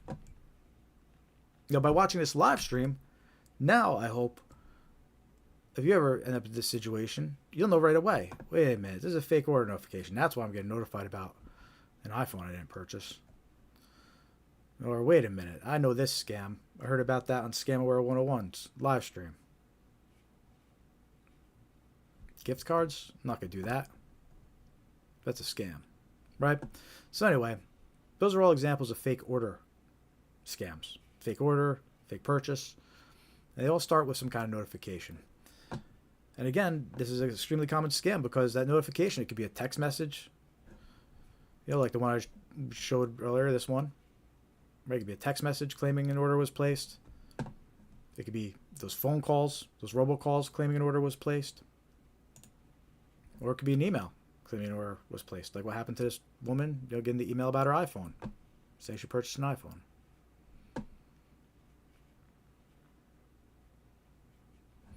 So watch out for these scams, extremely common. Let me know in the chat if you've encountered these. This text message that was going around, a lot of people reported this one to me. Actually, had someone report a different version of this one to me this week. I don't have it copied yet to share, but I'll share it on the next live stream. But there's even a different version of this one that comes in, claiming an order was purchased. And the whole point is to get you to call the phone number, or in the phone call's case, is to press 1. And both are going to get connected to a scammer. The scammer impersonates customer support, but it's all part of their scam to eventually get into your bank accounts and steal your funds.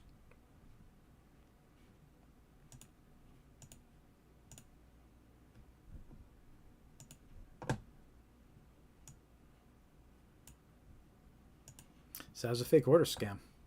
If you're just joining us, welcome to the live stream. We do this live stream every week. The goal is to spread awareness about scams, common scams that are circulating, so you can protect yourself and protect your loved ones. We go over about 20 different types of scams that are circulating and share all recent examples phone calls, text messages, like the one I just shared of the fake order scams here. Those are all recent examples. So hit that like button. Help us spread awareness. Hit that like button. Hit subscribe. And we're going to continue going over some more scams here. Next one is a grandparent scam. This is a fun one.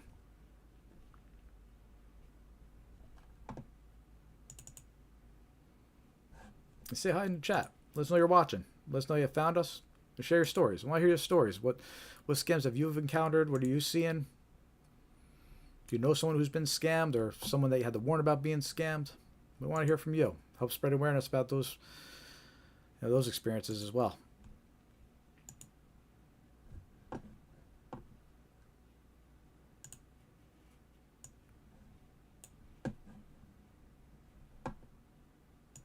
All right, this next scam we're going to talk about, grandparent scams. Scammers impersonate a distressed relative claiming to be in jail and needing financial help.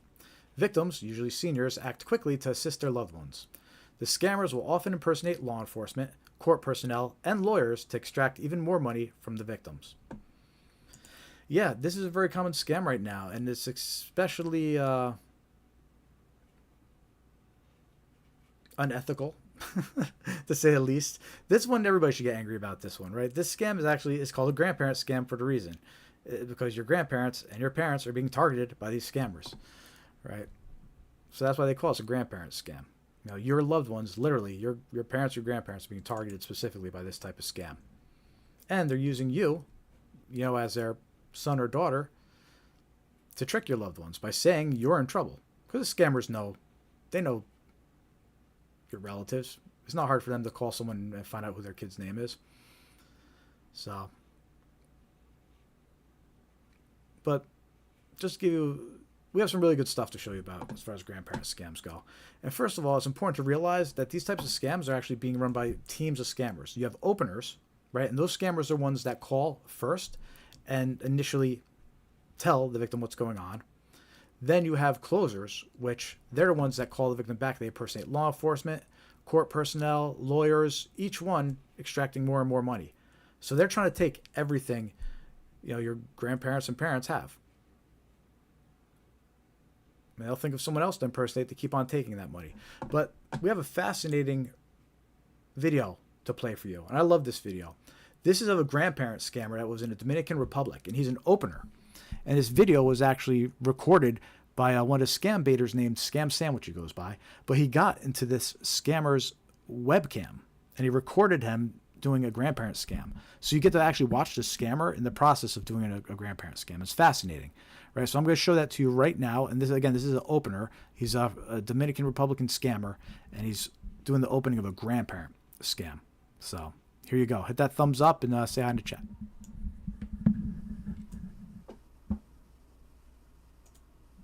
Oh, Mom, I had a car accident. Huh? I had a car accident, Mom. Is this Linda? It's me, Linda. Where are you? I got a car accident. What happened? I'm gonna put the officer on. I got arrested. You got arrested? Hi, ma'am. Yes. Hi, are you Linda's mom? Yes.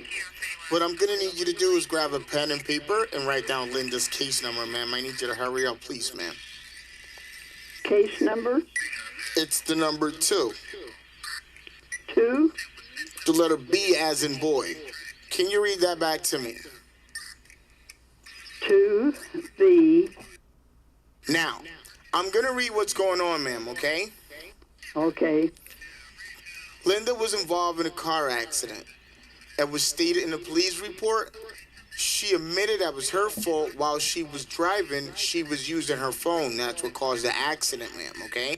Oh, man.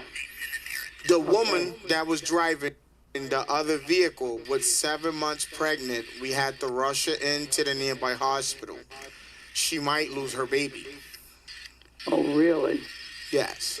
Now, we actually confiscated her cell phone for legal evidence, so she cannot receive or cannot make calls. This is going to be her only last call. Are you with me, ma'am? Yes, I am. Now, she actually wrote a note down here saying that she didn't want anyone to know about this. Let's honor her wish for right now because it's too much for her right now. That's what she's saying. Okay. What I'm going to need you to do, ma'am, is stay by the phone and wait for the lawyer to call, okay? Okay. Okay, bye-bye, ma'am. All right. Bye. The next So that was a scammer in the Dominican Republic, and what he is he's the opener of a grandparent scam. As you can see, he's the one that calls the relative and initially tells him the whole story about your daughter's been in an accident and stay by your phone, you'll be contacted shortly. And I love that video because it was recorded without him knowing. You know, one of those that scam baiter, he goes by the name of Scam Sandwich, got into the scammer's webcam and was able to record the scammer, you know, doing his scam in progress. And there's so many fascinating things about that video, right?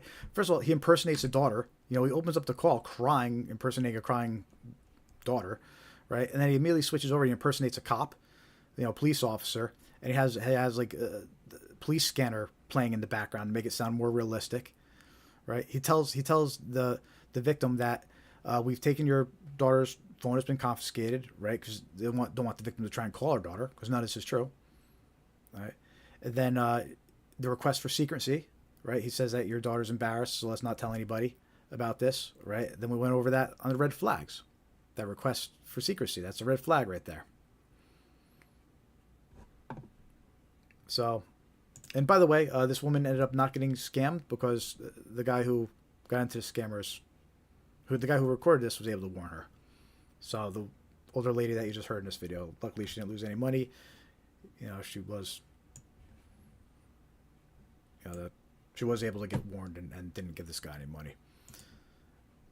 But that was a grandparent scam. And they're targeting your loved ones. They're targeting your parents, your grandparents, and they're using you as bait, saying that you're the one that needs help. And here's a fascinating article that also gives us some more information about this. And this is about a Dominican Republic scammer group that was doing these grandparent scams. I don't know if it was the same one that we just watched or not, but 11 Dominican nationals were charged in New Jersey federal court. They were extradited from the Dominican Republic, and according to the indictment, they engaged in a long-running grandparent or family in need of bail scam against hundreds of seniors across the United States, including in New Jersey, New York, Pennsylvania, and Massachusetts. They led a network of call centers in the Dominican Republic. And those call centers ran this scam, this grandparent scam. As detailed in court filings, listen to this court filing. It details exactly the video we just watched. As detailed in court filings, members of the conspiracy referred to as openers, that's who we just watched, called elderly victims in the United States and impersonated the victims' children, grandchildren, or other close relatives. The call centers used technology to make it appear that the calls were coming from inside the U.S. Typically, the victim was told that their grandchild had been in a car accident, was arrested in connection with an accident, and needed help. Right? Exactly what we just watched. Once openers tricked victims into believing their loved ones were in dire trouble, others working at the call centers, the scammer call centers, known as closers, allegedly impersonate defense attorneys, police officers, or court personnel and convinced victims to provide thousands of dollars in cash to help their loved ones. So that's where the closers come in. The closers call her back and they just impersonate all these different departments and agencies saying they need more money, all to help their loved one. The cash was typically retrieved by couriers, which is also a common thing now. They'll send somebody there to pick up cash from you. So yeah, that was a pretty recent news article. I think it was August last year. Yeah, August 2024. So, grandparent scam. That one was operating out of Dominican Republic, but we recently heard a few weeks ago or a month or so ago, there was another group, I think it was like 11 individuals in Canada that were running one of these grandparent scams too. So, you know, scammers are all over the place, operating out of places you wouldn't necessarily think they were.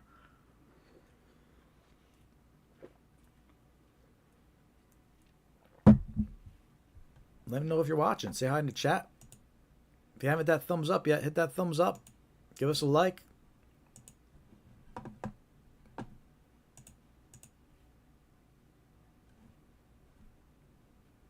Good. Continue going through our scam examples here.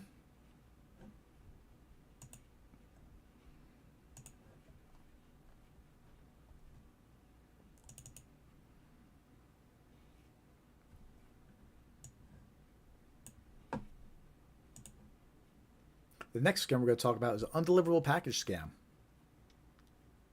But first, if you're just joining us, hit that thumbs up, give us a like, say hi in the chat, and join our free mailing list. Go to scamaware101.com and click Join Mailing List. It's free, and we'll just send you some scam awareness tips and reminders when we're going live. Scamaware101.com. Most of the scams that we're covering this evening we have videos about as well. So make sure to subscribe to our YouTube channel and check out the videos later. Again, we do this live stream every week, every Thursday, 5:45 p.m. Eastern Time. Our goal is to spread awareness of scams so you can protect yourself and your loved ones. So hit that thumbs up, give us a like, help us spread awareness. Now on to the next scam, undeliverable package scams. This one was extremely popular during the holidays. It slowed down a little bit, but it seems to be picking up again. I've been seeing more people reporting this one recently. But basically, these undeliverable package scams, victims receive fake notifications about undeliverable packages and are asked to click a link to resolve. The link opens a fake website impersonating UPS, FedEx, or USPS. Any personal or financial details provided by the victim are stolen by the scammers. There never was a package. Let me know in the chat if you received one of these text messages. I know I got a ton of them during the holidays at the end of last year. Extremely common. They're going to pick up again and be common before you know it, as the holidays start approaching in a few months. And the scammers know it, so you're going to start seeing this scam popping up more. Undeliverable package scams. The most common version is a text message version. I have a bunch of examples to show you that text message. There's an email version too that we'll discuss after, but let's start with the text message version since that's the most common version recently. All right, here's the first example. Subject: due to an invalid address, you have a package that needs to be delivered, but it has been suspended due to incorrect delivery address. If you not update your address before 24 hours, your package will be returned to sender. To deliver your package, yes, it says delivery. Some grammar errors because it's a scammer. Please update your address by click the link below. So lots of grammar mistakes in this text message, and it contains the link to supposedly update your address. So right off the bat, you won't get text messages like these from UPS, FedEx, USPS. They don't send notifications like these. So you get any kind of notification like this, rest assured it's a scam and delete it. Right? But I'm going to show you some more examples though. And even though this first one just had lots of grammar mistakes, that's becoming less and less normal. It's starting to look more professional thanks to AI these days. So when you spot grammar mistakes, that's great, but a lot of scams won't have them. Here's another example. The USPS package has arrived at the warehouse and cannot be delivered due to incomplete address information. Please confirm your address in the link within 12 hours. And it has a link to a fake website.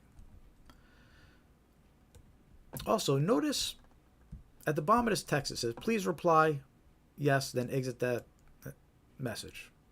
Just to shorten it. This instruction is very common on scam text messages, and we'll see it more as the live stream goes on. But this is an indicator that it's a scam. If the text message says, please reply yes, and exit and reopen, it's a good red flag. It's a scam. But anyway, let's keep looking at some more of these fake undeliverable package scams examples here. This one was a group chat. It was a group text message, right? And it was sent. And the text message was named to USPS. So it's a clever little trick that they're just trying to make it appear, stand out and make you think it might have been more official. But same deal. Package does not have a house number. The package is interrupted. Please update. And then they give you a fake link. Again, these are not real text messages. FedEx, USPS, they don't send alerts like these. Here's another example. This text message actually has an attachment. In this case, an HTML attachment. And it uses the USPS logo. Dear customer, your package has arrived at the distribution facility, but we are unable to deliver it due to incomplete address information. And then they want you to open the attachment. Which, by the way, you should never open attachments from unsolicited text messages or emails. Here's another example. Same deal, except this has a PDF attachment. First one had an HTML attachment. Second one has a PDF attachment. It says your package has arrived, but unable to deliver it to the incomplete address. So if you open those attachments, they're going to either take you to the fake website or, even worse, infect your device with some kind of malware. So never open attachments that were unsolicited. And if you get text messages that look like these, rest assured that these are scams. Do not click the links. Do not open the attachments. If you do click, if let's say theoretically you did click a link, it might take you to a website that looks like this. It has the United States Postal Service logo. It asks for your credit card details. And it says you have to pay $3 for redelivery. But it's actually going to steal whatever credit card details you enter in there.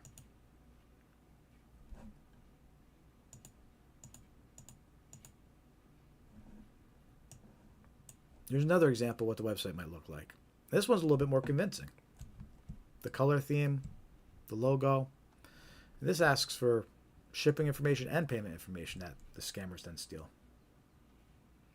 They're all starting from these fake undeliverable package notifications.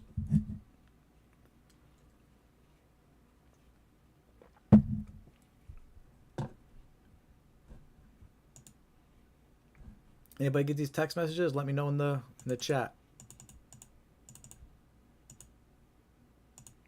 I see Dave joined us. Good to see you, Dave. By the way, I got 2 live streams going right now. One's a vertical live stream, the other's a widescreen. So it's just 2 different layouts, and there's 2 different chats going, so I might be jumping back and forth between them. So it might be a little slow to respond, but I am jumping back and forth and checking between the 2 streams and trying to answer everybody. But again, those were examples of undeliverable package scam. I have this fun story that I like to share about this scam. It's kind of like the victim gets back, right? There was a Wired news article about this scam last year in August, towards the end of the year, right when this scam started picking up because the holidays were coming. USPS tech scammers duped his wife, so he hacked their operation.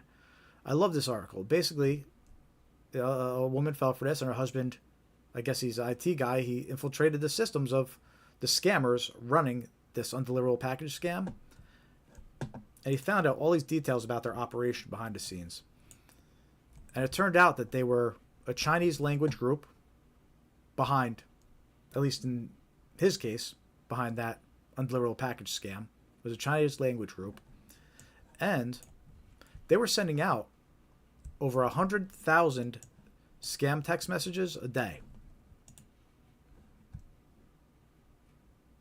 Let's say again, 100,000 scam text messages per day. So that's why you get so many of these scam text messages. The scammers have the technology to send hundreds and thousands of these out every day. And this was late last year, so they could probably do even more now. So it was a Chinese language group. They're sending out 100,000 of these undeliverable package scam text messages, and he discovered that they had almost 500,000 unique credit cards from victims. They said people entered 438,669 unique credit cards.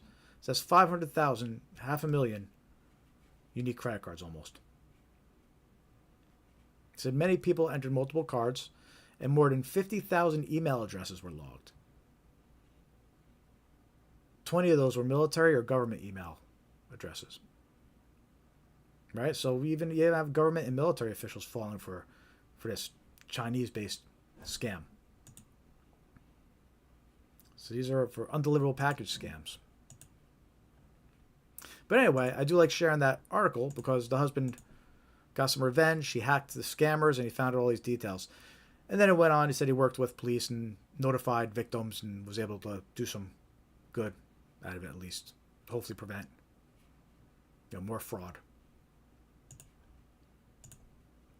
So it's important to be aware of these undeliverable package scams, especially during the holidays. November, December, January, that's when they pick up the most. But they're circulating now, too. Someone recently reported one of these to me.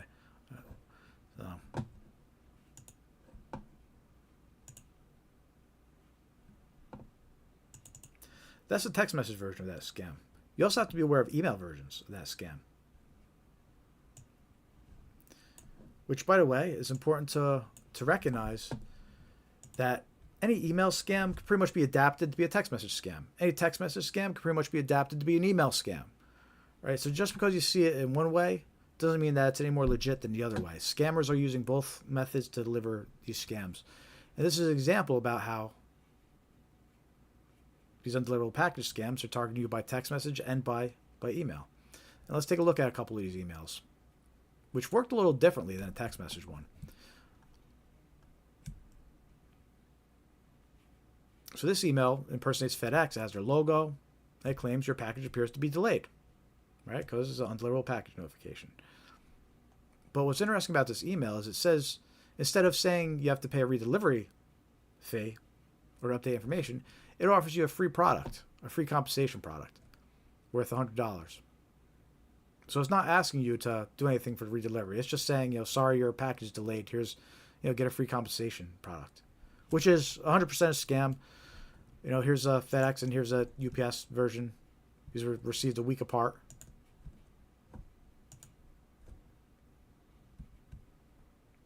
FedEx and UPS do not offer free compensation gifts for delayed packages. It'd be nice if they did, but they don't. So if you get any kind of notification like this, saying your package is delayed and offering you a product, it's a scam.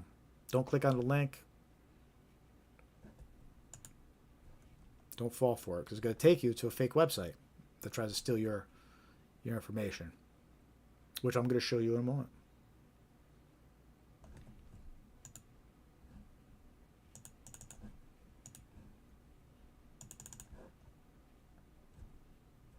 You can see this email came in November 22nd.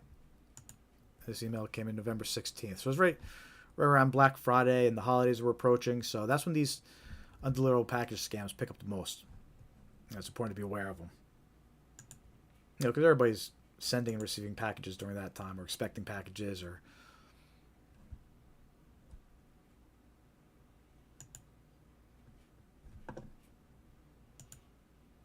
so what's interesting about the email version of that undeliverable package scam is it evolves into a fake retail website scam, which is what we're going to talk about next.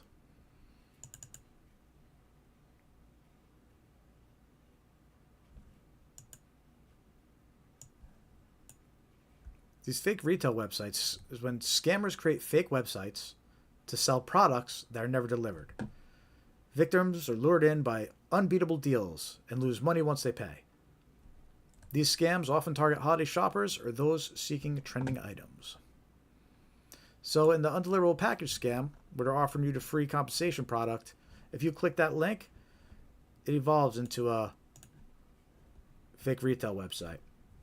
And we're going to show you exactly what that means, because I have the screenshots and examples of those fake retail websites that were involved in that scam.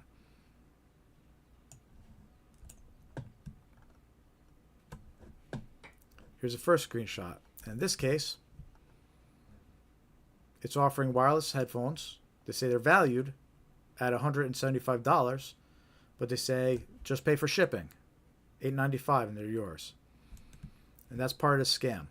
They want to lure you in with an unbeatable deal. But if you pay $8.95, they're going to steal whatever information you enter, whatever payment information. You can see at the time, you had the Black Friday sale banner across the top. The scammers are taking advantage of this. They're taking advantage of holidays. And again, this was the page that undeliverable package email linked to. A couple more products that they were offering. Here's a portable heater. The same Black Friday sale banner up top. But they're offering you a portable heater.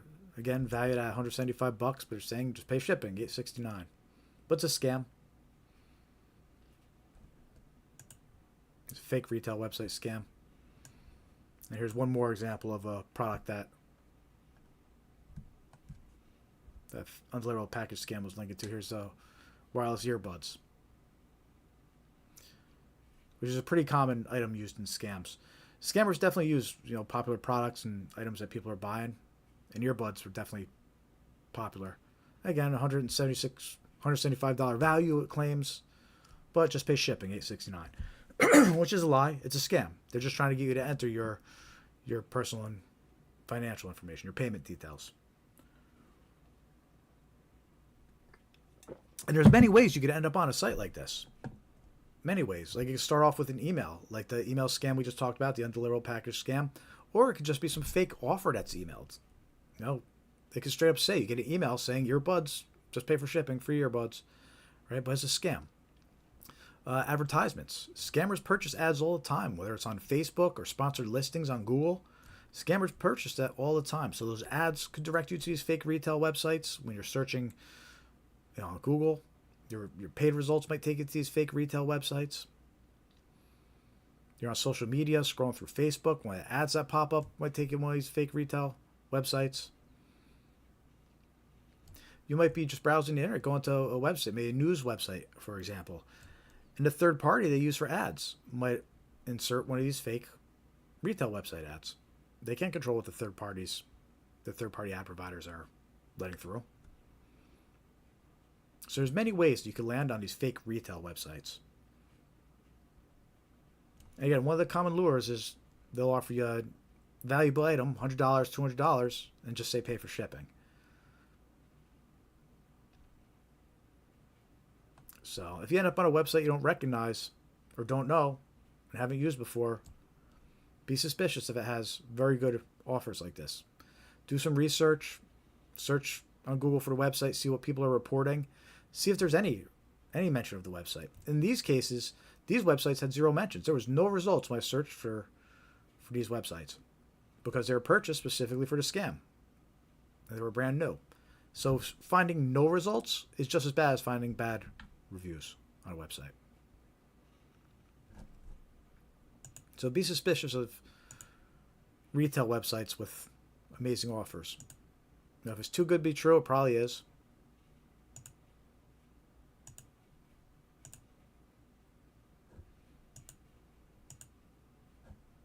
And that's a fake retail website scam.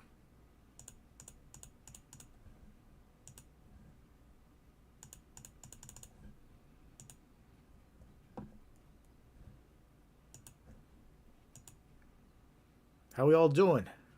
Still with us? Hit that thumbs up, give us a like, hit that heart, say hello in the chat, let us know you're watching. We do this live stream every week. We just passed our second hour so far. We should go for about 3 hours or so.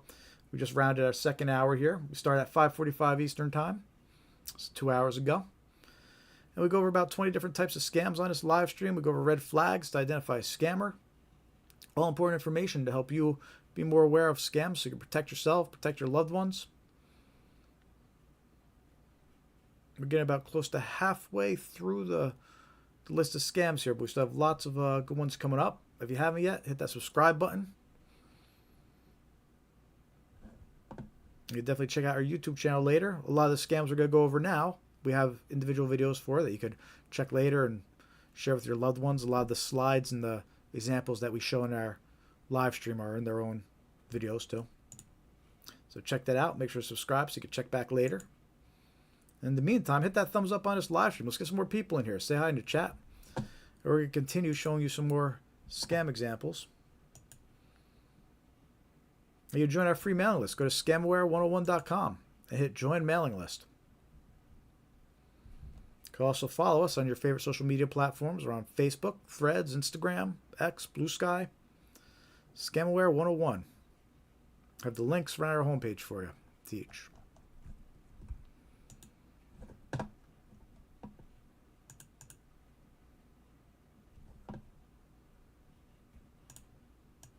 The next scam we're going to talk about are gift card received email scams. In this case, the victim receives an email notification that they received a gift card. When the victim attempts to activate the gift card by clicking a link, malware is installed on the device or a fake website is opened to steal personal information.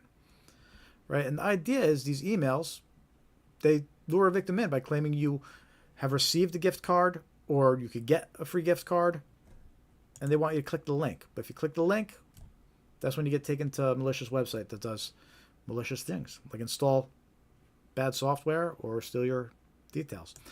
An example of what one of these emails might look like is you get an email that says your $50 gift card is here. It looks like it's a Venmo gift card, Venmo debit card.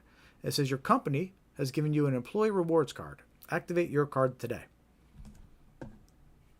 Right, but before you click that link, what you should do, check with your employee and see if they actually sent you, or your employer, and see if they actually sent you this gift card.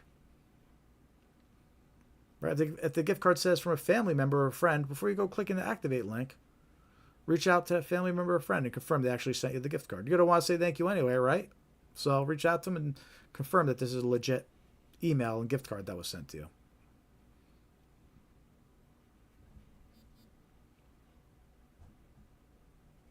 And that's a pretty quick example of a scam here. You know, these fake gift card received scams.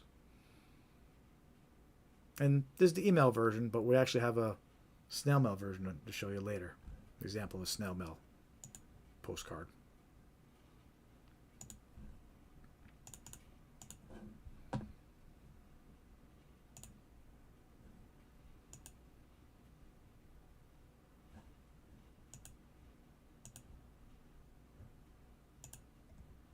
So let's see, I think we're up to 11 scams. Yeah, that was scam number 11. So we're at the halfway point as far as scam examples go. Got a lot more good ones coming up for you.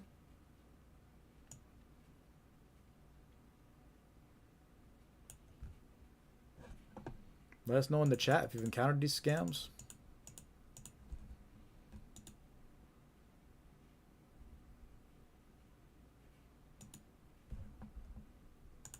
I want to hear your stories too. Have you been scammed? What red flags have you noticed? What scams are you being targeted with? Text messages, phone calls, emails? Let's hear it.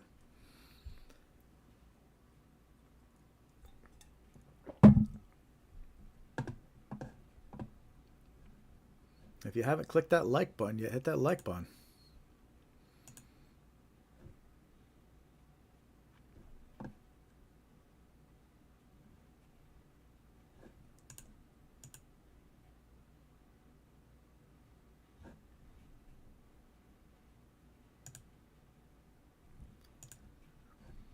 All right. So for this next portion of our live stream, we're going to go over some tools and software that you could use to help protect yourself from scams and be more aware of the scams that might target you. And what we're trying to accomplish with Scamware 101 is to build out a website so it's a one-stop portal for everything you need regarding scam awareness, including a knowledge base, which we started building out.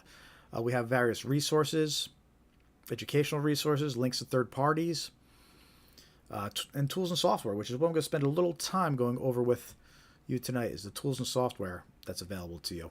So again, we put this around our scamaware101.com website. You can see the tools and software link around the homepage here. And while you're there, click join mailing list. Let's take a look at the tools and software page.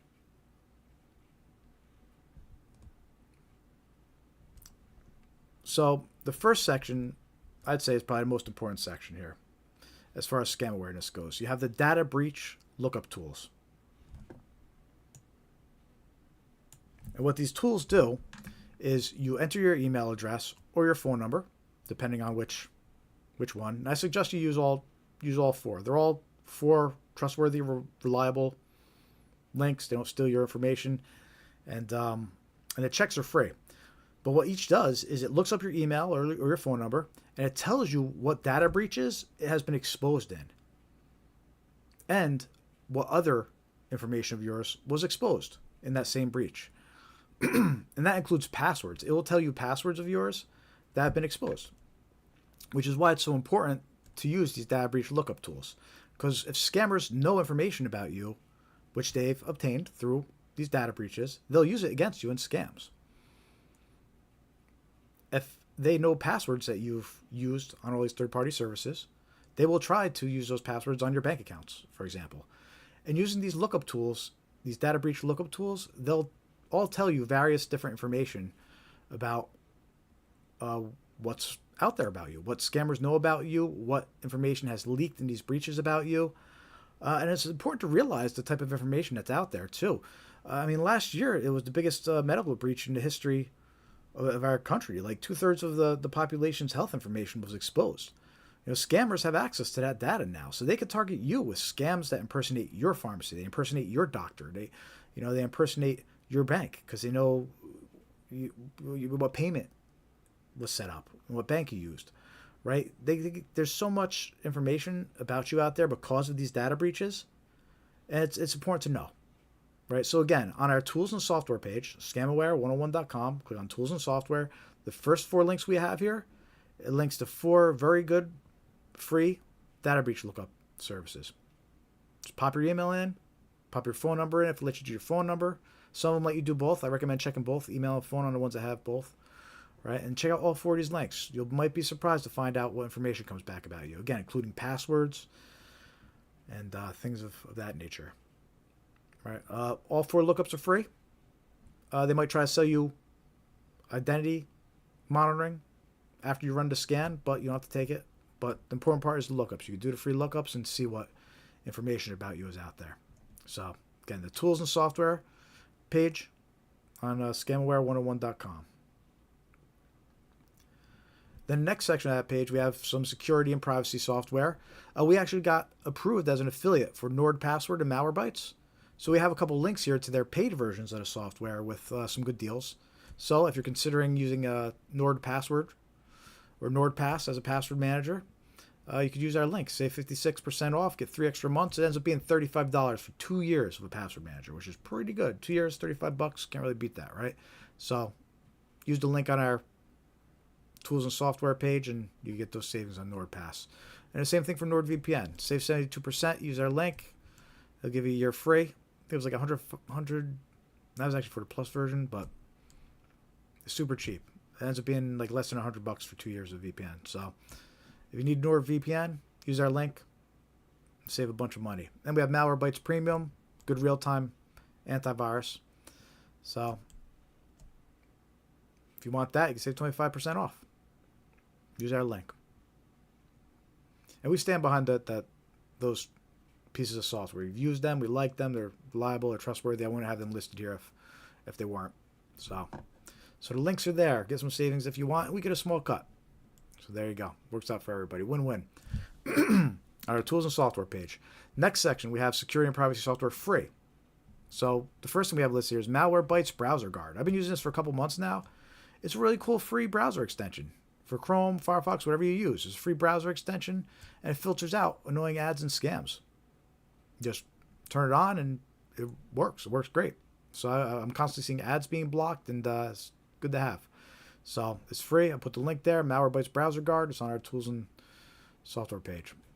And then here's a link to Malwarebytes Free. It was a free version of Malwarebytes. Difference is you have to you manually run scans. It's not real-time protection like Premium. Premium offers real-time protection. The free version, you have to just run it manually if you want to do a scan. So, good to download, run on your PC, see if you got any malware on there. And then there's Bitdefender, which is a free antivirus. I don't usually recommend free antiviruses, but if you're running on no antivirus, you're just using your built-in antivirus, Bitdefender is a good option.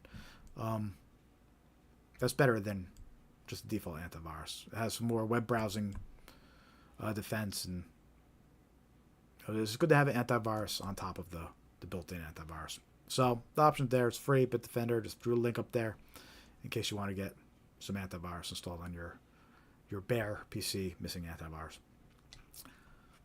Again, those are all on our tools and software page, scamware101.com. A couple other sections here that are very useful. Because again, we're trying to make our website one-stop portal for whatever you need here. We have some links to some reverse image lookup services. And these are great for romance scams or online dating.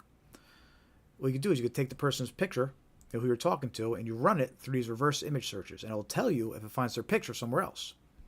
If it finds their picture somewhere else, chances are they stole that person's picture and they're not who you think they are. All right, we got a link to TinEye, which is a free reverse image search. And there's also Bing has an image search, and so does Google. All right, so suggest all 3. They're free.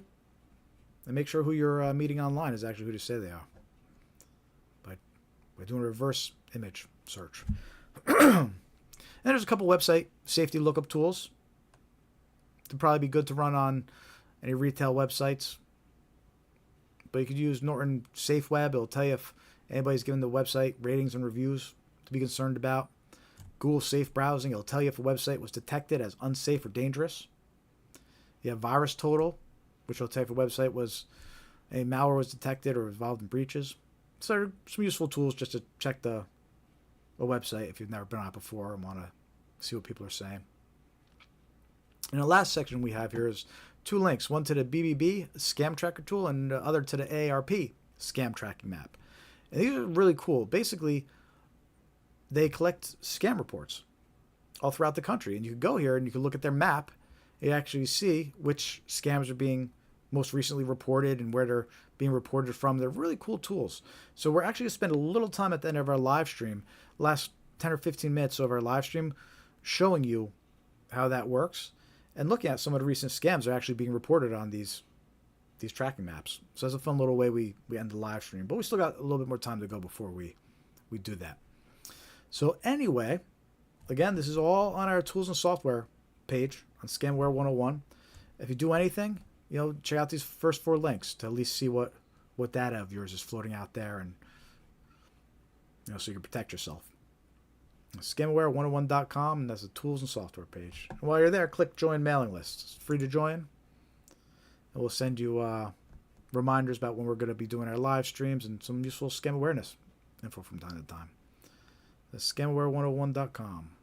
Again, that was the tools and software page, had all those links, and the join mailing list for the free mailing list.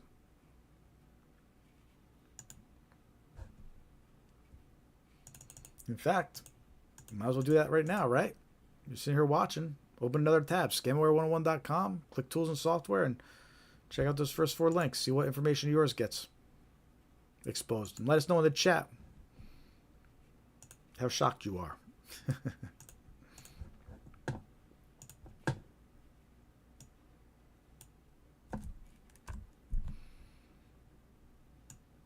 All right, cool.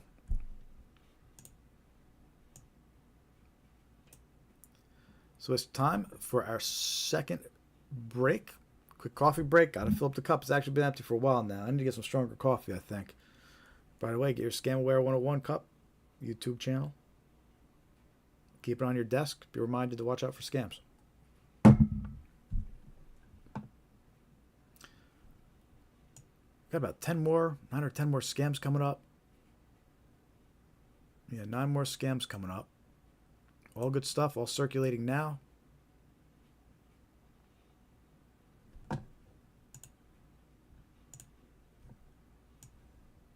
We're going to get back to those in about 5 minutes. I'm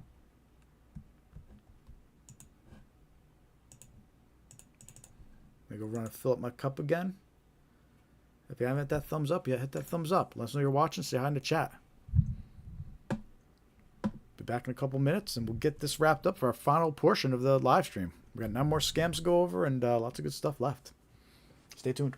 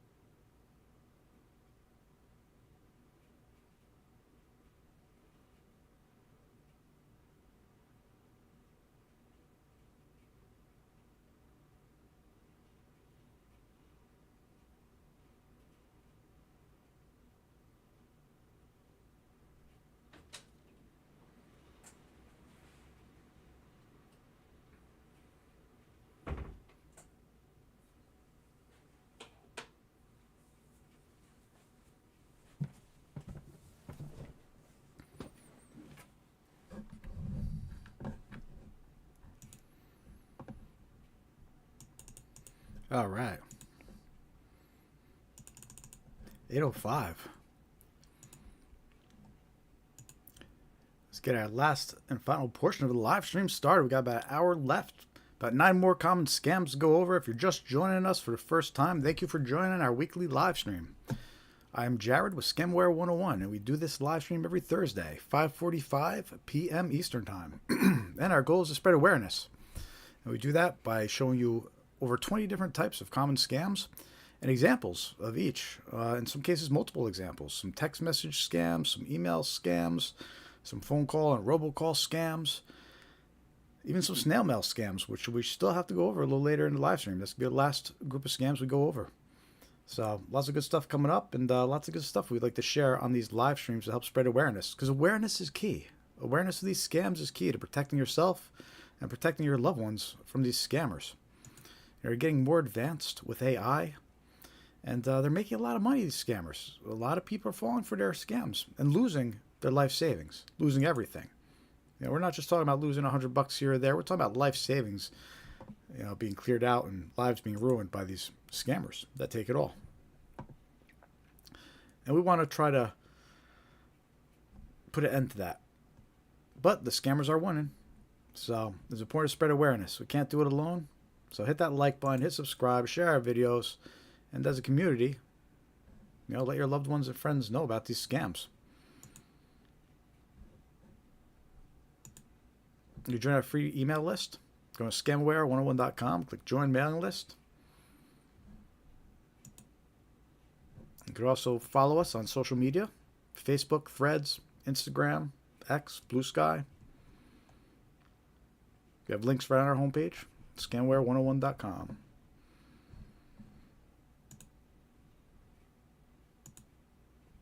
And say hi in the chat. Let us know you're watching.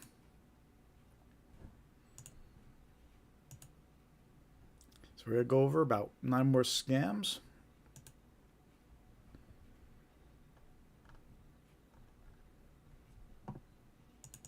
We're going to start with Social Security scams. And there's a couple different types of scams floating around.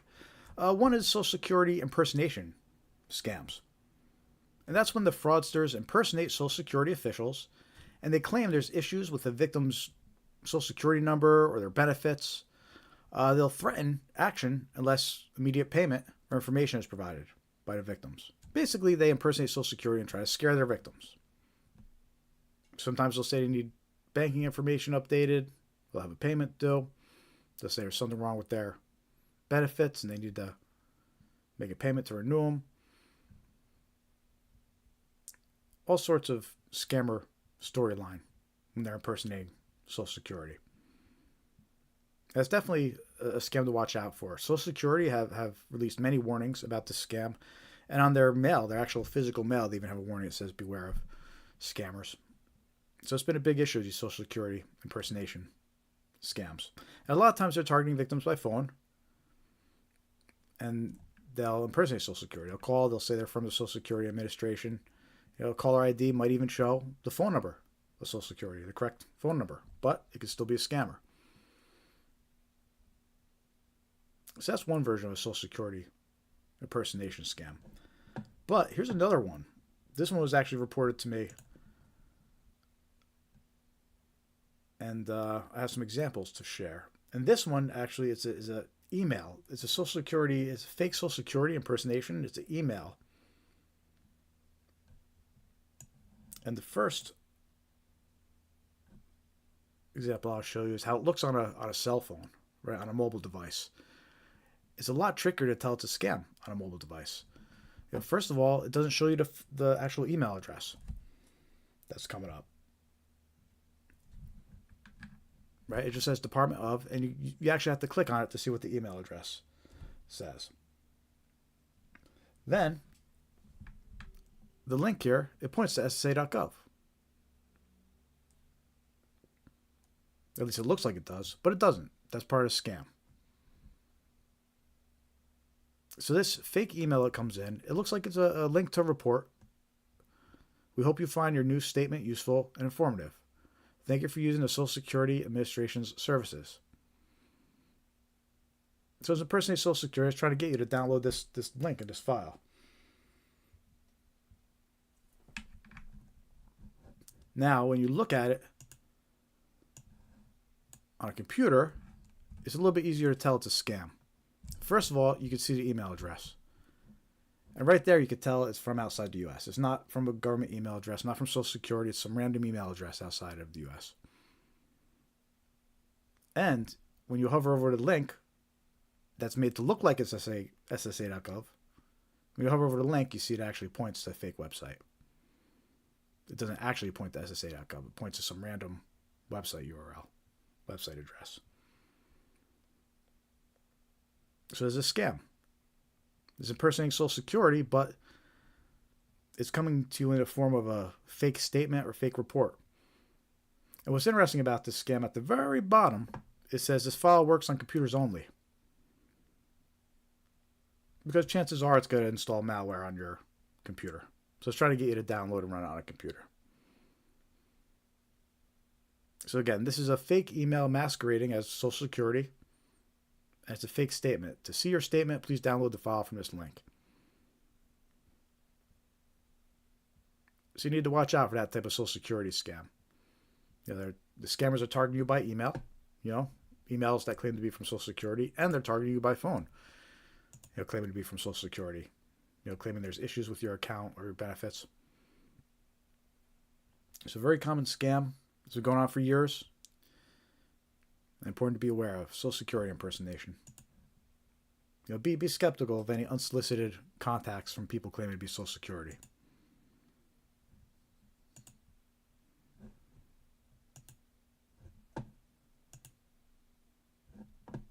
The next scam we're going to talk about, we got a couple IRS scams.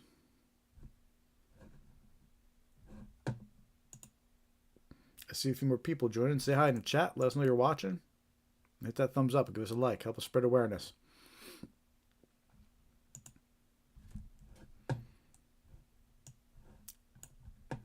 This next scam, tax or IRS impersonation scams.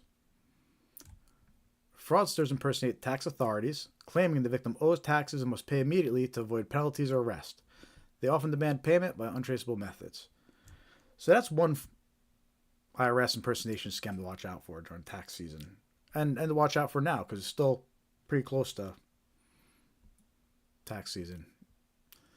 And basically, you have to watch out for the IRS impersonation where they're claiming you owe taxes and need to pay immediately. First of all, the IRS is going to try reaching you through regular mail first. They're not going to start calling you by the phone or sending you text messages or anything like that.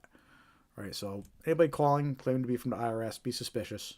Know that scam picks up, especially around tax season.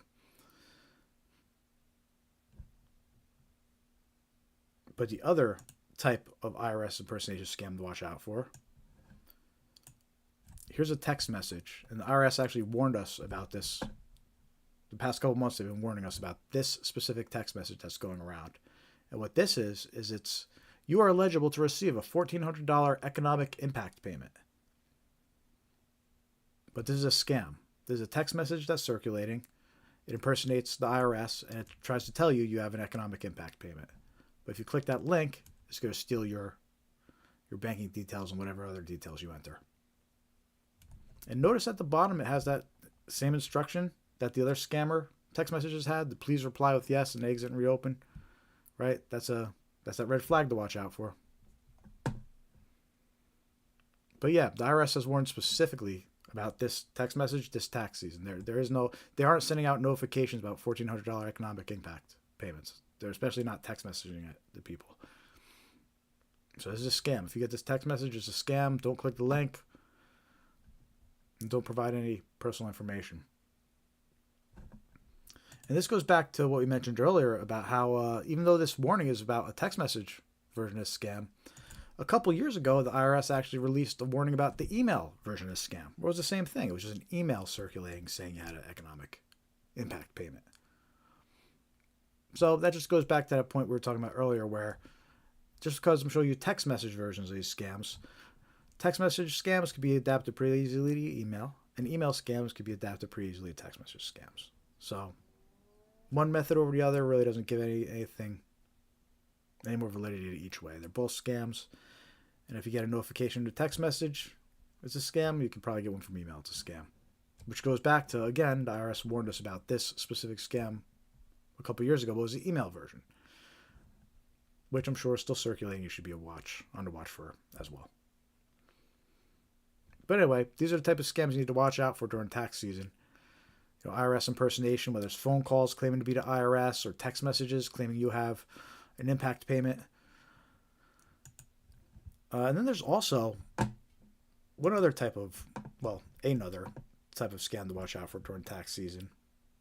And that's these fake tax services and tax forgiveness type calls. They seem to be circulating a lot by phone with these robocalls that they claim that you owe back taxes and that they could help you, but they want you to press 1 or to call them back at a phone number. And there's always a spike in these fake tax forgiveness scams during this time of year. So let's take a listen to. I actually have a recording of one of these robocalls. So I'm gonna play one of these robocalls for you right now. These tax forgiveness scams that circulate.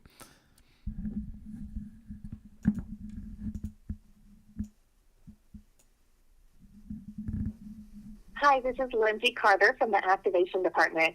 Give me a call back at 833-850-2527. Our records indicate you have some back taxes owed. You're now eligible to apply for them to be forgiven with the Zero Tax Balance Program. Any back owed taxes can be enrolled to be forgiven through this program. But we do need to sign up this week. Just give me a call so we can start the process. It's really quick.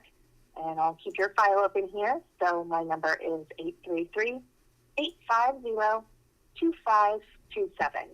If you've already resolved this, call back and press 2 to be removed. Can't wait to speak with you. 2. All right, so that was an example of a robocall going out claiming to be a tax forgiveness service. But it's important to realize that's a scam, and there's many reasons why. First of all, it's a recording. It's very misleading. They make it sound like it's not a recording. They say, "Oh, I'll keep your file open on my desk," and it's technically it's hard to tell. It sounds like it's a real phone call, a real person leaving you a voice message, but it's not. It's actually AI generated recording, and everybody's getting the same phone call. Everybody who receives this robocall, they're told the same thing, regardless of if they have back taxes or not. The phone call says you owe back taxes, and that's meant to scare the person into calling back, right? Again, it's using fear, and everybody gets that message regardless of if they owe back taxes or not. It's just part of the scam. It also says you have to call back this week, so it's trying to force urgency, right? Which is also very common with scammers. They want you to react quick. They don't want you to have time to consult anybody else, right? And multiple people actually reported the same phone call to me, and I received it as well. So these tax forgiveness scams, and I received many other different versions of this phone call too. This is just one version. There's many other different versions of this phone call going around, these robocalls, right? It's just very misleading. They make them try to sound like it's a personalized call. It's meant specifically for you, but it's a robocall. There's nobody on the other end with the file open waiting for your call back, So it's these tax forgiveness scams. Watch out for them. They're extremely common this time of year and during tax season. And let me know in the chat if you received any of these phone calls. I got a few this week, actually. In fact, it's probably the most common robocall I'm getting right now is from these fake tax forgiveness services. The other thing to keep in mind about these fake tax forgiveness services, so someone that reported this one to me said that they actually got this phone call right after they filed their taxes, right? And they thought at first, since it was right after they filed their taxes, they thought to themselves, "Oh shoot, did I do something wrong and now I owe money?" Right? And that just gave a perfect example about what the scam tries to do. It tries to trick you and get you to worry that you did something wrong. You owe back taxes, and they realize, "Oh wait a minute, this is a scam. I don't owe anything." So watch out for these robocalls, especially this time of year.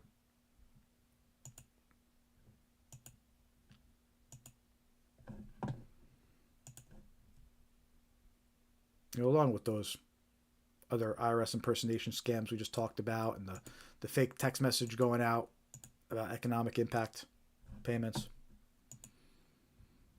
These types of scams always pick up this time of year. And clearly they're still circulating now.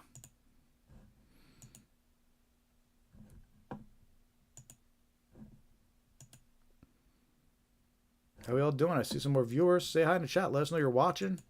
Click that like button. Give us a thumbs up. Help us spread awareness. We're trying to put something good out there into the universe. Hopefully help some people avoid becoming a victim. We do this live stream every week, every Thursday, 5:45 p.m. Eastern Time. Tonight we're sharing over 20 different types of scams, common scams to watch out for, and sharing a ton of examples of each, including text messages and phone calls and emails, all scams directed at you and your family to try and take advantage and steal your money. So all useful information. Hit that like button. Hit that subscribe button. We release videos as well. Most of the scams we're covering this evening, we have separate videos for too that contain the examples we're going to share. So definitely subscribe and check back later to see what other videos we have on our channel to share with your loved ones. We also go over red flags to be aware of, to identify if you're dealing with a scammer. We have that video on our channel as well. So if you missed it tonight, you can check that out later. But also, join our free mailing list. Go to scamaware101.com and click Join Mailing List. We'll send you reminders about when we're going live and give you some useful scam awareness details from time to time. We won't abuse the privilege. We won't sell your email address. And you can unsubscribe at any time. But it's a great way to keep up to date and know what's going on over here at Scamaware 101. You can also follow us on your favorite social media platforms. Facebook, Threads, Instagram, X, Blue Sky. We have the links all on our homepage here.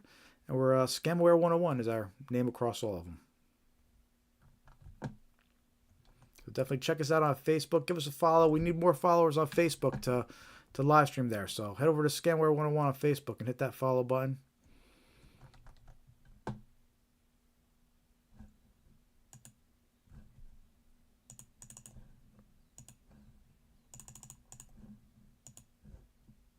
We got a few more scams we got to go over tonight here.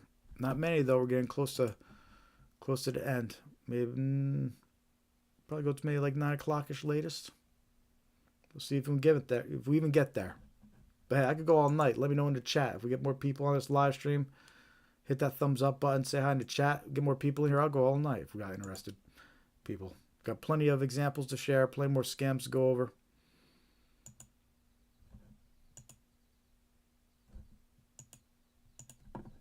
So the next example of a scam is a discount phone call scam. At least that's what I'm calling it. It's a fake discount phone call. So I figure discount phone call scam is probably a good thing to call it, right? This one impersonates Comcast. And I received this call. And I'm not a Comcast customer. So I knew immediately it was a scam. And let me play this recording for you. Because if you're a Comcast customer especially, it's probably important to know about this scam circulating. All right, so let's take a listen to this recording.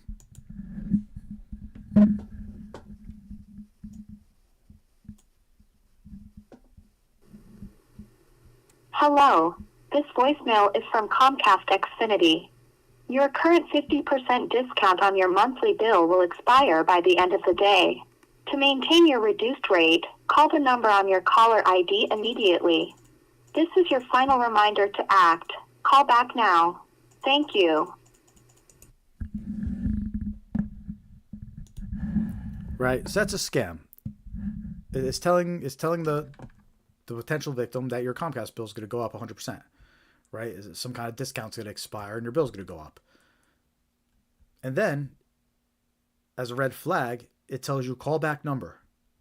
Right? It doesn't say a number to call back. It tells you call back the number shown, which is always a red flag that's a scam and phone call. If it tells you to call back number shown without leaving a number, that's a scam. And in this case, it's trying to scare the victim that their Comcast price is gonna double unless they call back. But that's a scam.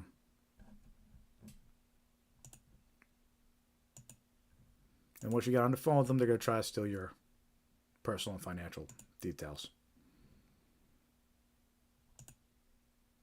So watch out for that type of recording and voicemail. Be aware that that's a scam. Very common scam.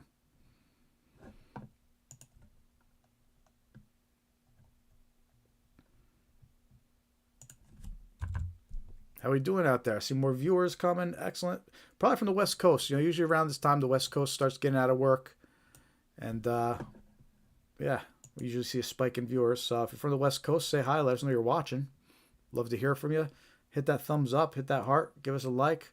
It'll help us spread awareness about these scams. We've been going for about 2.5 hours or so. More. And we're going to keep on going, though, but we're to the last section. But, hey, we get more viewers, more likes. I'll keep going. I'll start from the beginning again for everybody that missed it. I don't care. But say hi. Let me know you're watching. And our goal is to spread awareness. We want to spread awareness about these scams to help you protect yourself and your loved ones from becoming a victim.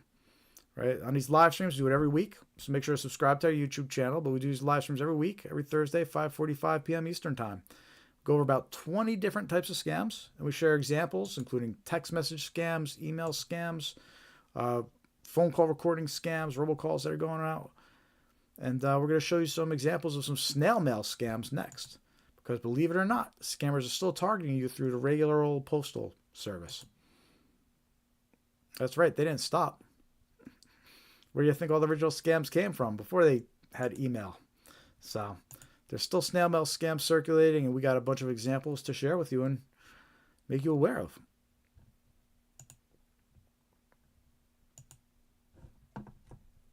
We got maybe about 30 more minutes of this live stream, so if you haven't hit that like button yet, make sure to hit like, hit that subscribe button, and make sure to join our free mailing list, scamaware101.com, and click join mailing list.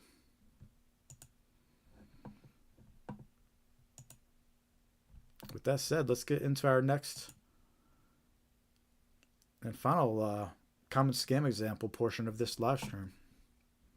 This one's all about snail mail scams, meaning traditional postal mail.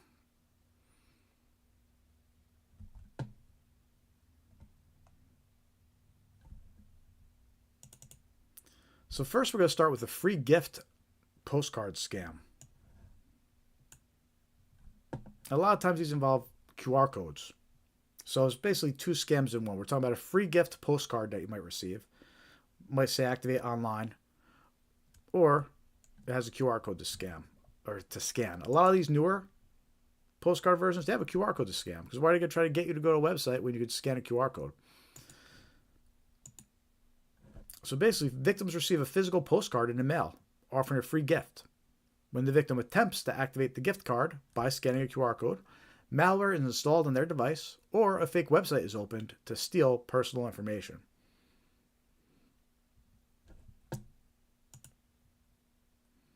And yes, we're talking about a physical postcard. Arrives in your mailbox.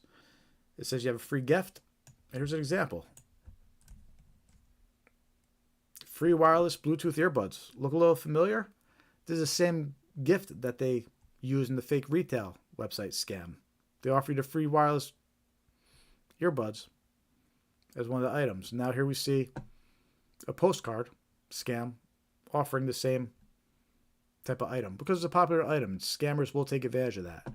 They'll say, okay, wireless Bluetooth earbuds are a hot item right now. We're going to start sending out these fake postcards offering free earbuds. But if you scan this code, it's going to steal all your personal information. In this case, it says your Amazon account and credit card details. But this is an example of a snail mail scam. Browsing your post box, got a QR code to scan. Which, by the way, you need to watch out for QR code scams. QR code scams have become very popular now. There's parking meters that have QR code stickers slapped over the legit ones that take you to a scammer website instead. There's flyers being distributed with QR codes on them that take you to fake websites. There's parking tickets being left for people, like actual parking tickets being left on windshields that have QR codes to scan, but they take you to a fake website. You didn't really get a parking ticket. So QR codes, you have to be very suspicious of QR codes, especially out in the public. You can't be scanning QR codes all willy-nilly. It's the same thing as clicking a link. When you get an email, you don't want to go click on links from people you don't know. Unsolicited links, links from people you can't trust. You want to be very suspicious of clicking links. And it works the same way with QR codes now, because that's all QR codes are. They just take you to a link. They just take you to a website like a link does. So it's the same thing. So just like you don't want to go clicking on random links, you don't want to go scanning random QR codes. You want to be suspicious and make sure you're using a trusted, if you're scanning a QR code, it wants to be from a trusted individual or a trusted restaurant, for example. But anyway, back to the topic of these snail mail scams. This is an example of a postcard sent, offer you wireless Bluetooth earbuds and watch you scan a QR code. You receive it in your mailbox and you physically scan it. Watch out for this type of scam. They're out there and circulating, among other QR code scams.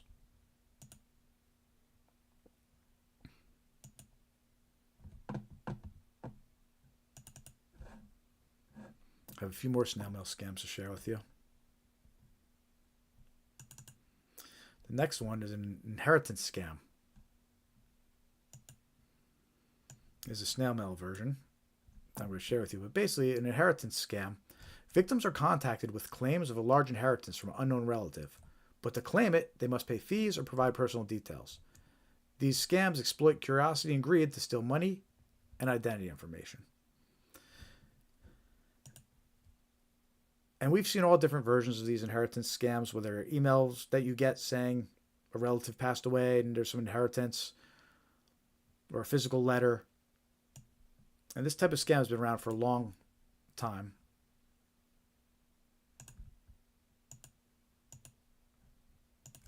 And this letter on the screen right now is an example of that. And notice this is dated November 29th, 2024. So this letter was circulating late last year, and I'm sure it's still circulating. So it's recent. And you can see how this letter tries to look legit. It has law office's name across the top. It has law office's logo. They try to look very professional and believable. And basically, it claims that someone sharing your last name passed away, and there's a $10 million inheritance. And since you share the same last name, you're entitled to that inheritance. And the supposed law office is offering to take care of it all for you, for small fees. But this is a scam. What really happens is they're going to try to get you to pay taxes or other fees, and then they steal all that. And you'll pay a lot of money thinking you're going to get $10 million. You just got to pay taxes before you get it. Okay, you give them $1 million, boom, they're gone. You don't get anything. They stole all the money. So that's how this fake inheritance scam works.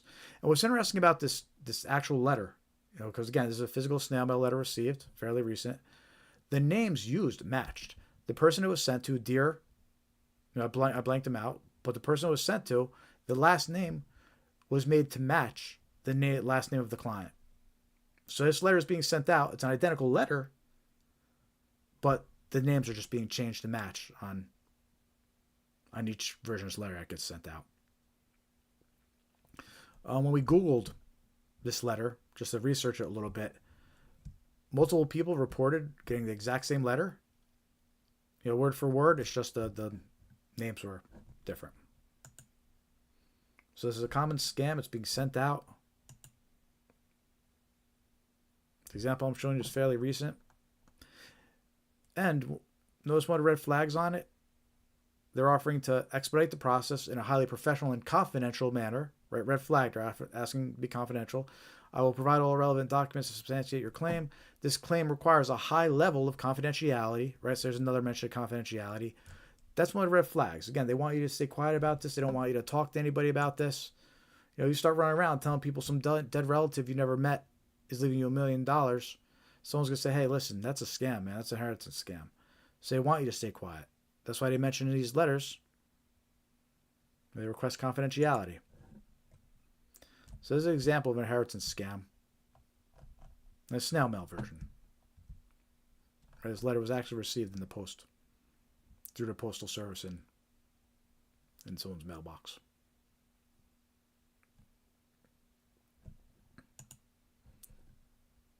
So watch out for that type of snail mail scam. If you're just joining us, say hi. Don't got much more longer to go, so say hi now. Hit that thumbs up. Give us a like. Let us know you're watching. We're wrapping up our scam examples here. We're going over snail mail scams. Got 2 more to share with you.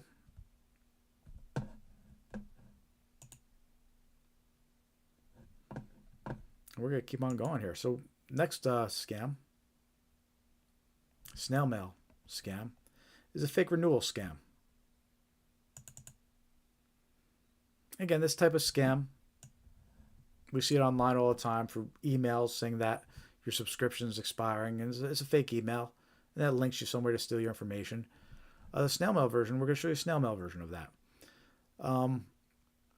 But basically, fake renewal scams or subscription scams, they might be known as. Victims are notified about renewals for subscriptions they don't have and prompted to provide payment information to cancel. Scammers use this to steal funds. That, or they just hope you pay it and they steal your information, which is actually pretty common. So let's take a look at what is fake renewal scams, but the snail mail version, a letter that you might receive. See, here's one claiming marketing services. And it's made to look very misleading. This technically, and the wording they use, this is actually an offer. But the way it's designed is to be very misleading. Like, it looks like it has return by dates.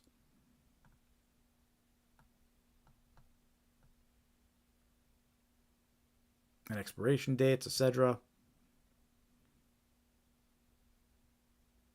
In this case, it's just for a website owner. Businesses get targeted with these a lot. And a lot of times the businesses will just say, oh, it's a $280 payment, and they'll just write it. They'll just think they're renewing a service and write the payment or make the payment. But this is actually a scam. They're trying to trick you into paying for this. They're trying to trick you by making you think it's a renewal. Oh my God, I got to pay this renewal before July 26th. I don't know what it is, but it's got a due date, so I better pay it.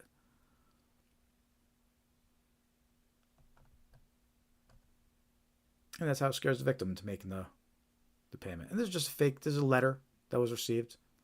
It was sent out to a website owner. That information is public a lot of times. So, but it's an example of a fake renewal, or at least misleading snail mail scam that looks like a renewal to trick you into paying.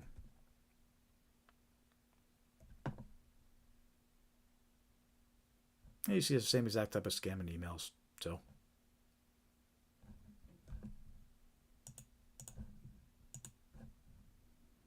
Let me know if you ever gotten these in the chat. I want to hear your experiences too. If you're just joining us, share experiences. Let us know what scams you're encountering, which ones you've seen people fall for, red flags you're watching out for. Let us know in the chat.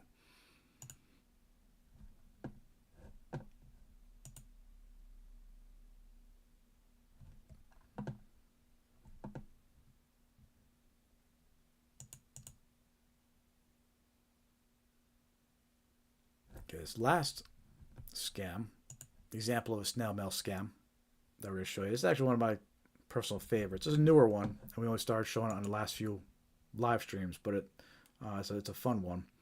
So again, this is a version of a snail mail scam, but in this one, it claims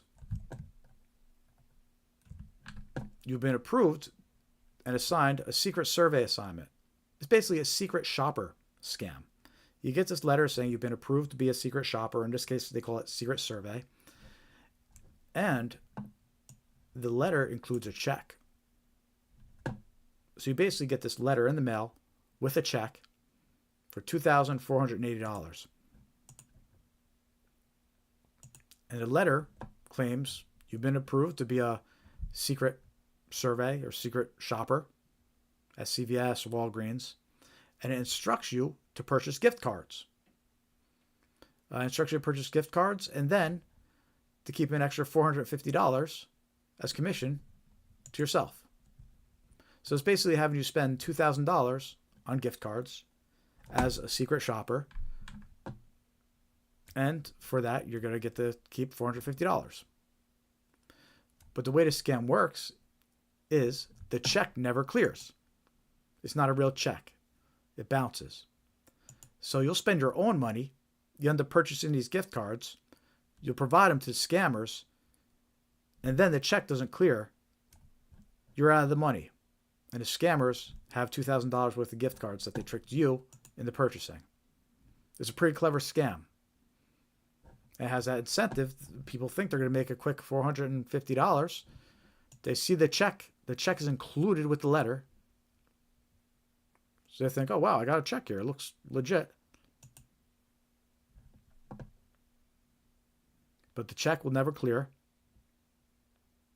And any gift cards you purchase and send, you're going to get stuck eating the costs.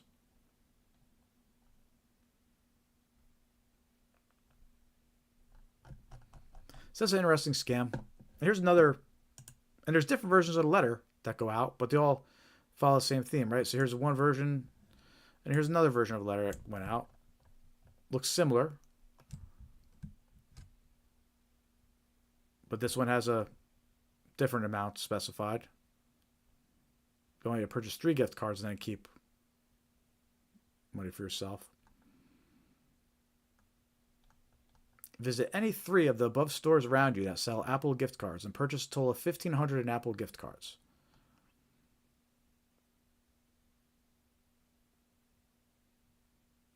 But again, the check will never clear. And you'll be out of the money. And that's basically a secret shopper / secret survey scam is what the physical letters actually call it.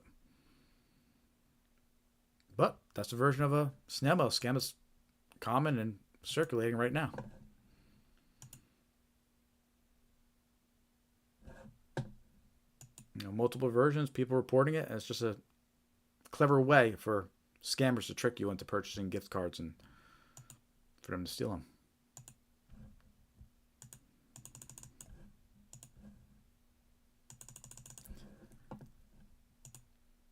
All right, so that's we're getting there for almost the end of this live stream. That's all the common types of scams that we have to go over. We went over 20 different types of common scams, 5 red flags to watch out for. We showed you the tools and software section on our website here, which again, definitely check out the tools and software section on Scamware 101 and use the data breach lookup tools. The first 4 links, they're the most important out of all of them. You know, see what that is out there about you. And now for this last portion of the live stream, I'd like to spend a little time checking out the AARP scam tracker map, which again is on the tools and resources page, scamware101.com. We have links to that at the bottom of the page here. Scam report lookup tools. So scamware101.com, tools and software. They have the link to the AARP scam tracking map. And what's fun about this map is it shows you what scams are being reported throughout the country. And you get an idea of what scams are becoming more common, picking up steam, which new ones are suddenly popping up or they haven't heard of before. And what we're going to do is we're just going to spend the last few minutes of this live stream checking out some of these latest reports and seeing what people are reporting throughout the country, which scams are picking up steam and circulating. So this filled in my location automatically, which you could do. You could click on location, and which is Florida. I'm going to clear it. I'm going to leave it. I'm going to put on the whole country.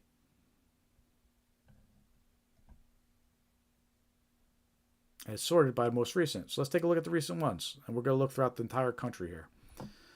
Sent money to a Green Dot card. A week later, I got a call from Green Dot wanting my last social. I don't know, let's see. So, you know, some of the reports don't get as much detail as you like, but so we'll see what this guy's saying.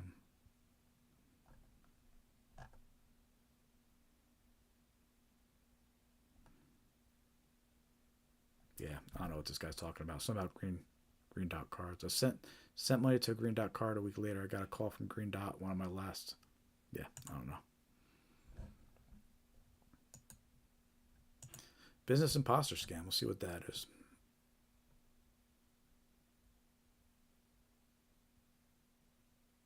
Several different company names. As soon as you place your order, they immediately charge your account, and you never hear from them again. More details would have been nice, but that reminds us a little bit about the fake retail website scam we talked about. You know, they try to get you for, they say just pay shipping. They never get the item, and they're actually stealing your credit card details. Oh, here we go. Business imposter scam. This one's interesting. This is exactly like it sounds like the Comcast voicemail that I just played for you for the fake discount recordings. So this person says, got a voicemail from someone claiming to be from DirecTV, offering a 50% discount for existing subscribers. But I had to call back to the number of the caller. I didn't call back because after calling DirecTV directly, I was told that this was most likely a phishing scam. There you go. So that's, we played the Comcast version of this, saying that your 50% discount was going to expire. And here's somebody reporting a DirecTV version of that. Which, again, it just goes to show, it doesn't matter which company you use, they just target all of them. They'll call 500 people claiming to be with Comcast, and they figure maybe 100 of them will actually be with Comcast and fall for it. So we see someone reporting about that. Here's another one. Let's see. This one is unpaid tolls. We're going to see a lot of those as we go through these. We talked about that earlier in the live stream. It's one of the most common scams right now. This person received it saying that they had them do in Oregon.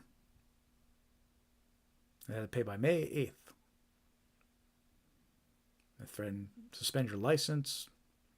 Yeah, so unpaid road toll scam. We talked about that one. Extremely common. There's people reporting them still. Which, by the way, all these reports came in from 2 days ago. So that's the ones we're looking at here. There's a little bit of a delay. And 2 days is the most recent you could see, which is fine.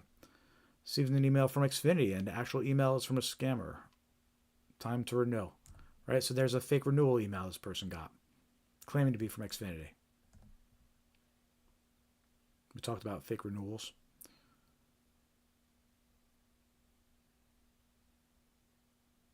Got a phone call saying it was Sergeant Mike Andrews, badge number blah, blah, blah, from the Sheriff's Department. Oh, this is a warrant scam. Let's see.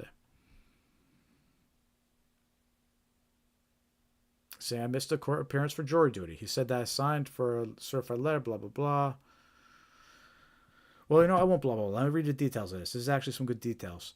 So this person reported, this is a fake arrest warrant scam, right? And we opened up our live stream with that scam. I think it was the first scam we opened up with today. It was a fake arrest warrant scam. We talked about these scammers. They call, they impersonate sheriff's office, and the phone number will even show the sheriff's office number sometimes. But they claim that there's an arrest warrant out for your arrest, and a lot of times they'll say it's for missing jury duty. Right? We talked about that scam. We actually did a video about that scam, which you could check out on our YouTube channel. And yeah, it's a very common scam. These fake arrest warrant scams. So this person reported it, and he actually gave some details about what he was told. So let's see what he said.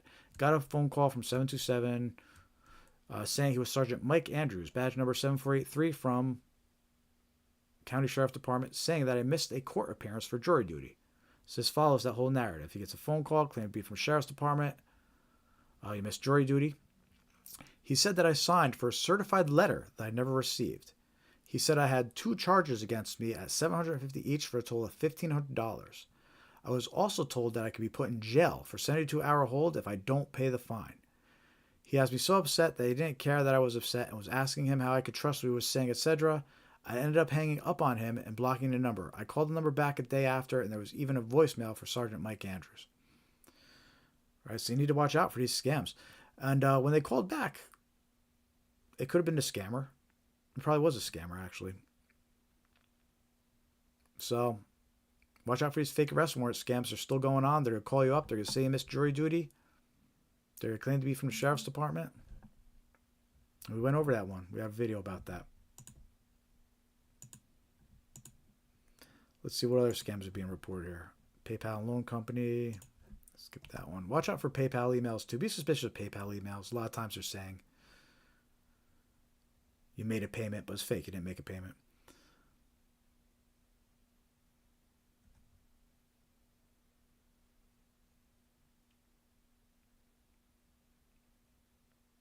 Received mobile texts that claim a debt is owed for unpaid highway toll fees. Don't commute or use toll roads, right? So there's the unpaid toll scam being reported. Caller claimed to be from WellCare. Asked me for my birthday. I hung up. All right, so even though that report didn't give us much details, it does bring up an important point. If somebody calls you claiming to be from somewhere and asking for your details, they'll say they have a message or important info for you, but you have to give me your birthday or you have to verify. It's a scam. We're seeing a lot of that, and they're health related. This guy says they claim to be WellCare, but I've heard of other health companies being impersonated too. And these scammers, before they tell you anything, they call you, but then they start asking you, what's your birth date? Right? And you don't give them any information. It's a scam. This person's reporting that. Gift card scams and fraud. Oh, here's that 50% again. Cable called to offer me 50% off my bill. The person left a voicemail. Number called back. Well, let's see what else he says. Does he have any more details about this? So it looks like it's that whole 50% call again that I played the Comcast version for you. We saw a report about the Xfinity version. I played Comcast, and then there was a report for, I don't know, the report we just read earlier. I forget which company. Cable called to offer me 50% off my bill. The person left a voicemail. A number called back. I called back, was answered with hold recording, and then picked up the line, and then they gave me details on the promotion. They knew the amount I pay each month through auto pay. They said because I was a valued customer, I was offered 6 months at an extremely discounted rate. They knew the amount and told me the last 4 of my checking account number that was debited. Due in 3 days if I wanted to go for it. I decided to do it. They told me they were teaming up with Target and could pay with a new Target credit card or gift cards. And I would need to pay 6 months in advance. I got the cards and called the billing department with the info on the cards. All is well until the next day. They called to tell me the cards didn't go through and I needed to call Target and get new cards. I knew I had been scammed. Ooh, that's interesting. That's an interesting story. So he gives a lot more details about how this scam goes. I'm actually going to screenshot this real quick and save it.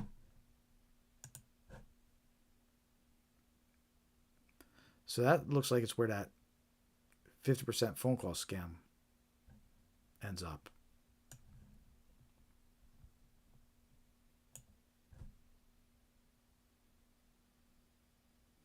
It's interesting that they knew that information about him.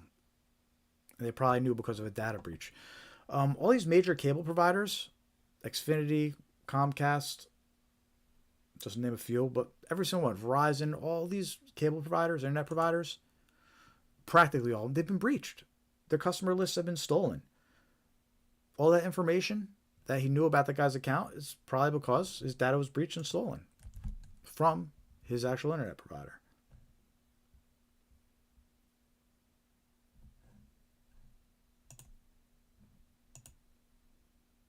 Bear with me 1 sec. I'm just saving this guy's notes about that because that was a good description here.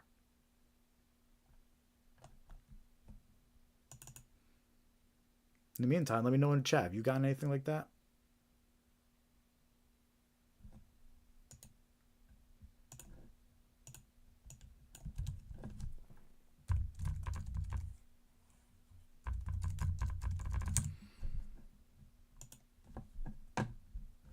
Okay. Anyway, let's keep going here. We'll go for another 5 minutes. We're seeing a lot of good scams, and it's confirming that we're focusing on a lot of recent scams that are important to know about. A bunch of these match up with videos we've done and what we've talked about tonight, which is good. Unpaid highway toll. Yep, we talked about that one. Call asking me to prove purchase of an iPhone. I did not order that. There we go. We went over that. That's an example of a fake order notification. And we played a couple phone calls where they call up and they claim you made a purchase, and that's what he's reporting. He received a call claiming he purchased an iPhone. But it's a trick. It's trying to get him to call a scammer to dispute it.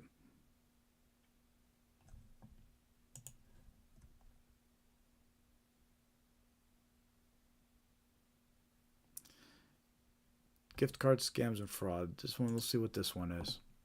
doesn't look like one we specifically talked about, but it looks interesting. I was told that I had won a lot of money after solving a simple puzzle on Facebook. I was told in order to get the prize, I had to buy a $50 Apple gift card to help pay for delivery fees. I was also asked to give them my phone number. Thankfully, I didn't give them my phone number. Oh, okay. Yeah, so it's kind of similar to that. You know, get a free $50 gift card, just pay for delivery fees, or get any free item, just pay for shipping. Same deal. And in this case, there's a little fake lottery thing that he did on Facebook, which is an interesting way to deliver it.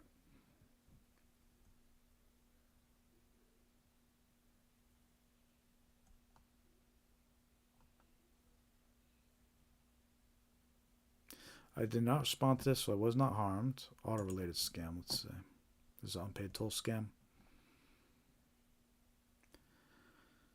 Tennessee Department of Safety and Homeland Security. Final notice. This is your final official notice from the Tennessee Department of Safety and Homeland Security, Driver Services Division, regarding an unpaid toll. All that for an unpaid toll. See what I'm talking about? The different variations of these unpaid toll messages. There's so many different versions of this message going around, and now this one's claimed to be from Homeland Security regarding an unpaid toll. It's ridiculous.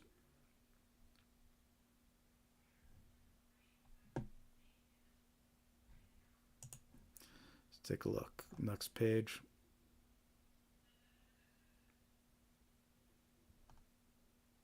Cryptocurrency scams and fraud. I got a wrong text. Yeah, here we go. Let's see.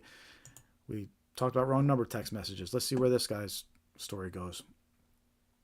I got a wrong text, and when notifying the person, they became very friendly and invited me to their home in Southern California, even stating her butler would pick me up at the airport. She then described her occupation as dealing in cryptocurrency and gold. Be wary of any overly friendly people who contact you by accident and immediately boast about their wealth. Interesting. I would have loved to have more details about that, but the point is, it starts with the wrong number scam, and that's the scam that we talked about, and we have a video about that. And that's the video that we have almost 98,000 views on.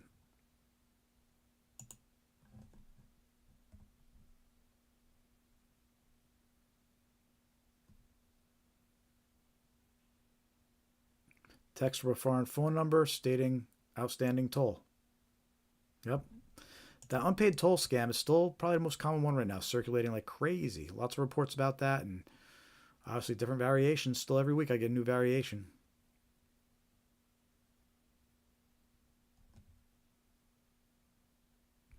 Got a text saying Apple transaction was charged and the call. Right, so that's a wrong number scam. We actually showed you an example of a text message that claims to be an Apple transaction. And the way the fake order scams work is they try to trick you into calling a number to dispute the fake order. And we see somebody reported that. That's what we went over early. Again, we also have a video about that one on our YouTube channel, so make sure to check that one out.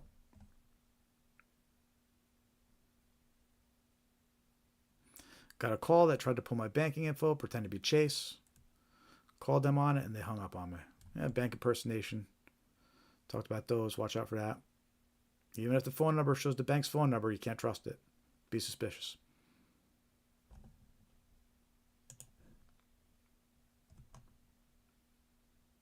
Go look at one more page here, and then we'll wrap this up. Perfect. Tech support scam. Spent a lot of time on tech support scam sites. Showed you a bunch of examples of these fake virus alerts. Here's someone reporting it. Computer stated it was hacked. The call Microsoft tech line was then informed computer was used. Let's see what he says here.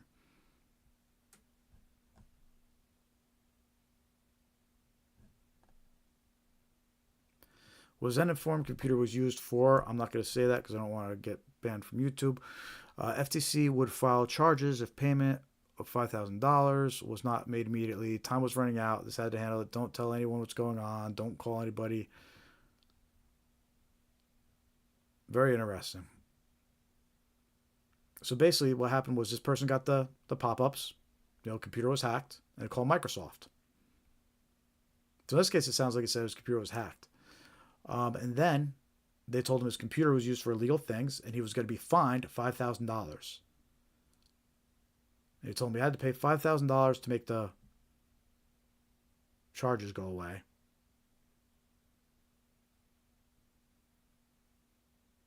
He had them go and purchase gift cards, the red flags we talked about.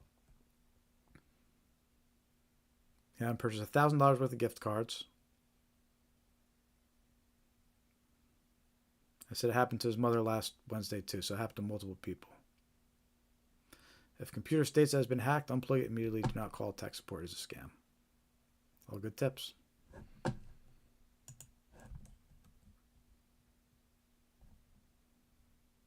might save this guy's report too here. Because a good example of the narrative they give you once you call them.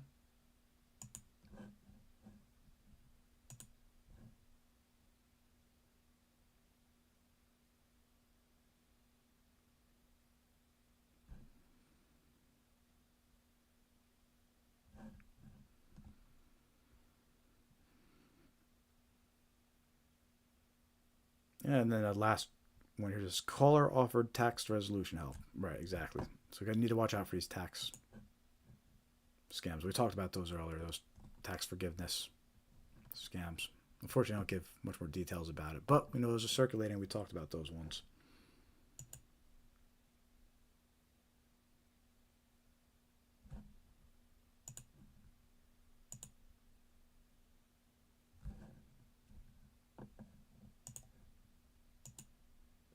Yeah, so that was the AARP scam tracking map. We have a link to that on scamaware101.com. We have a link on our tools and software page.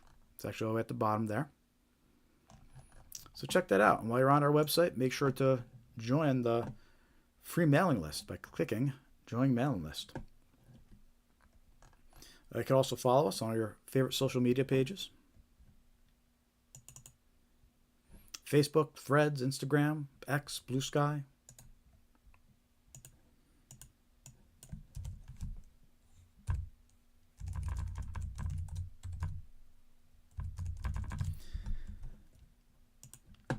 And that's about it for tonight's live stream. Hey, everybody, thank you for joining. Last chance to hit that like button one more time. Subscribe if you haven't subscribed yet. Last chance to say hi, bye, thank you in the chat. Oh, you can also hit that thanks button and donate money if you want through YouTube. I always forget to mention that. Again, you go to our website, scamaware101.com. We also have a donate option down here at the bottom. Got the link that says donate or support. So if you just want to send some money, I'll take it. That's how you get there.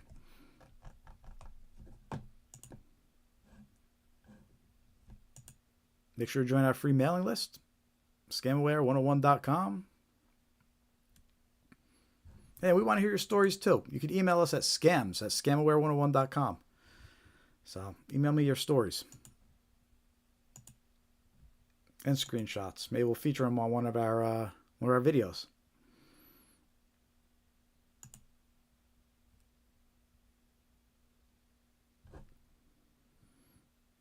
All right, everybody, one more time. Thank you for joining us. I'm Jared from Scamware 101. We do this live stream every Thursday, 5:45 p.m. Eastern Time, except next Thursday. We're skipping next Thursday. I'm going to be out of town. But usually every Thursday, 5:45 p.m. Eastern Time. You can follow us on Facebook. We have the events listed on there. So you go RSVP to the event. You'll get a reminder on Facebook. We have the next two coming up on the 22nd and 29th. And we also have them created on our YouTube channel too, the upcoming lives. So if you want to get notified, you go do that. And thanks again for watching. We appreciate the support, helping spread the word, helping share our videos, subscribing to our YouTube channel, the likes, all that stuff really does help. And without further ado, I'm going to get this wrapped up. Thank you one last time. And until next time, stay safe.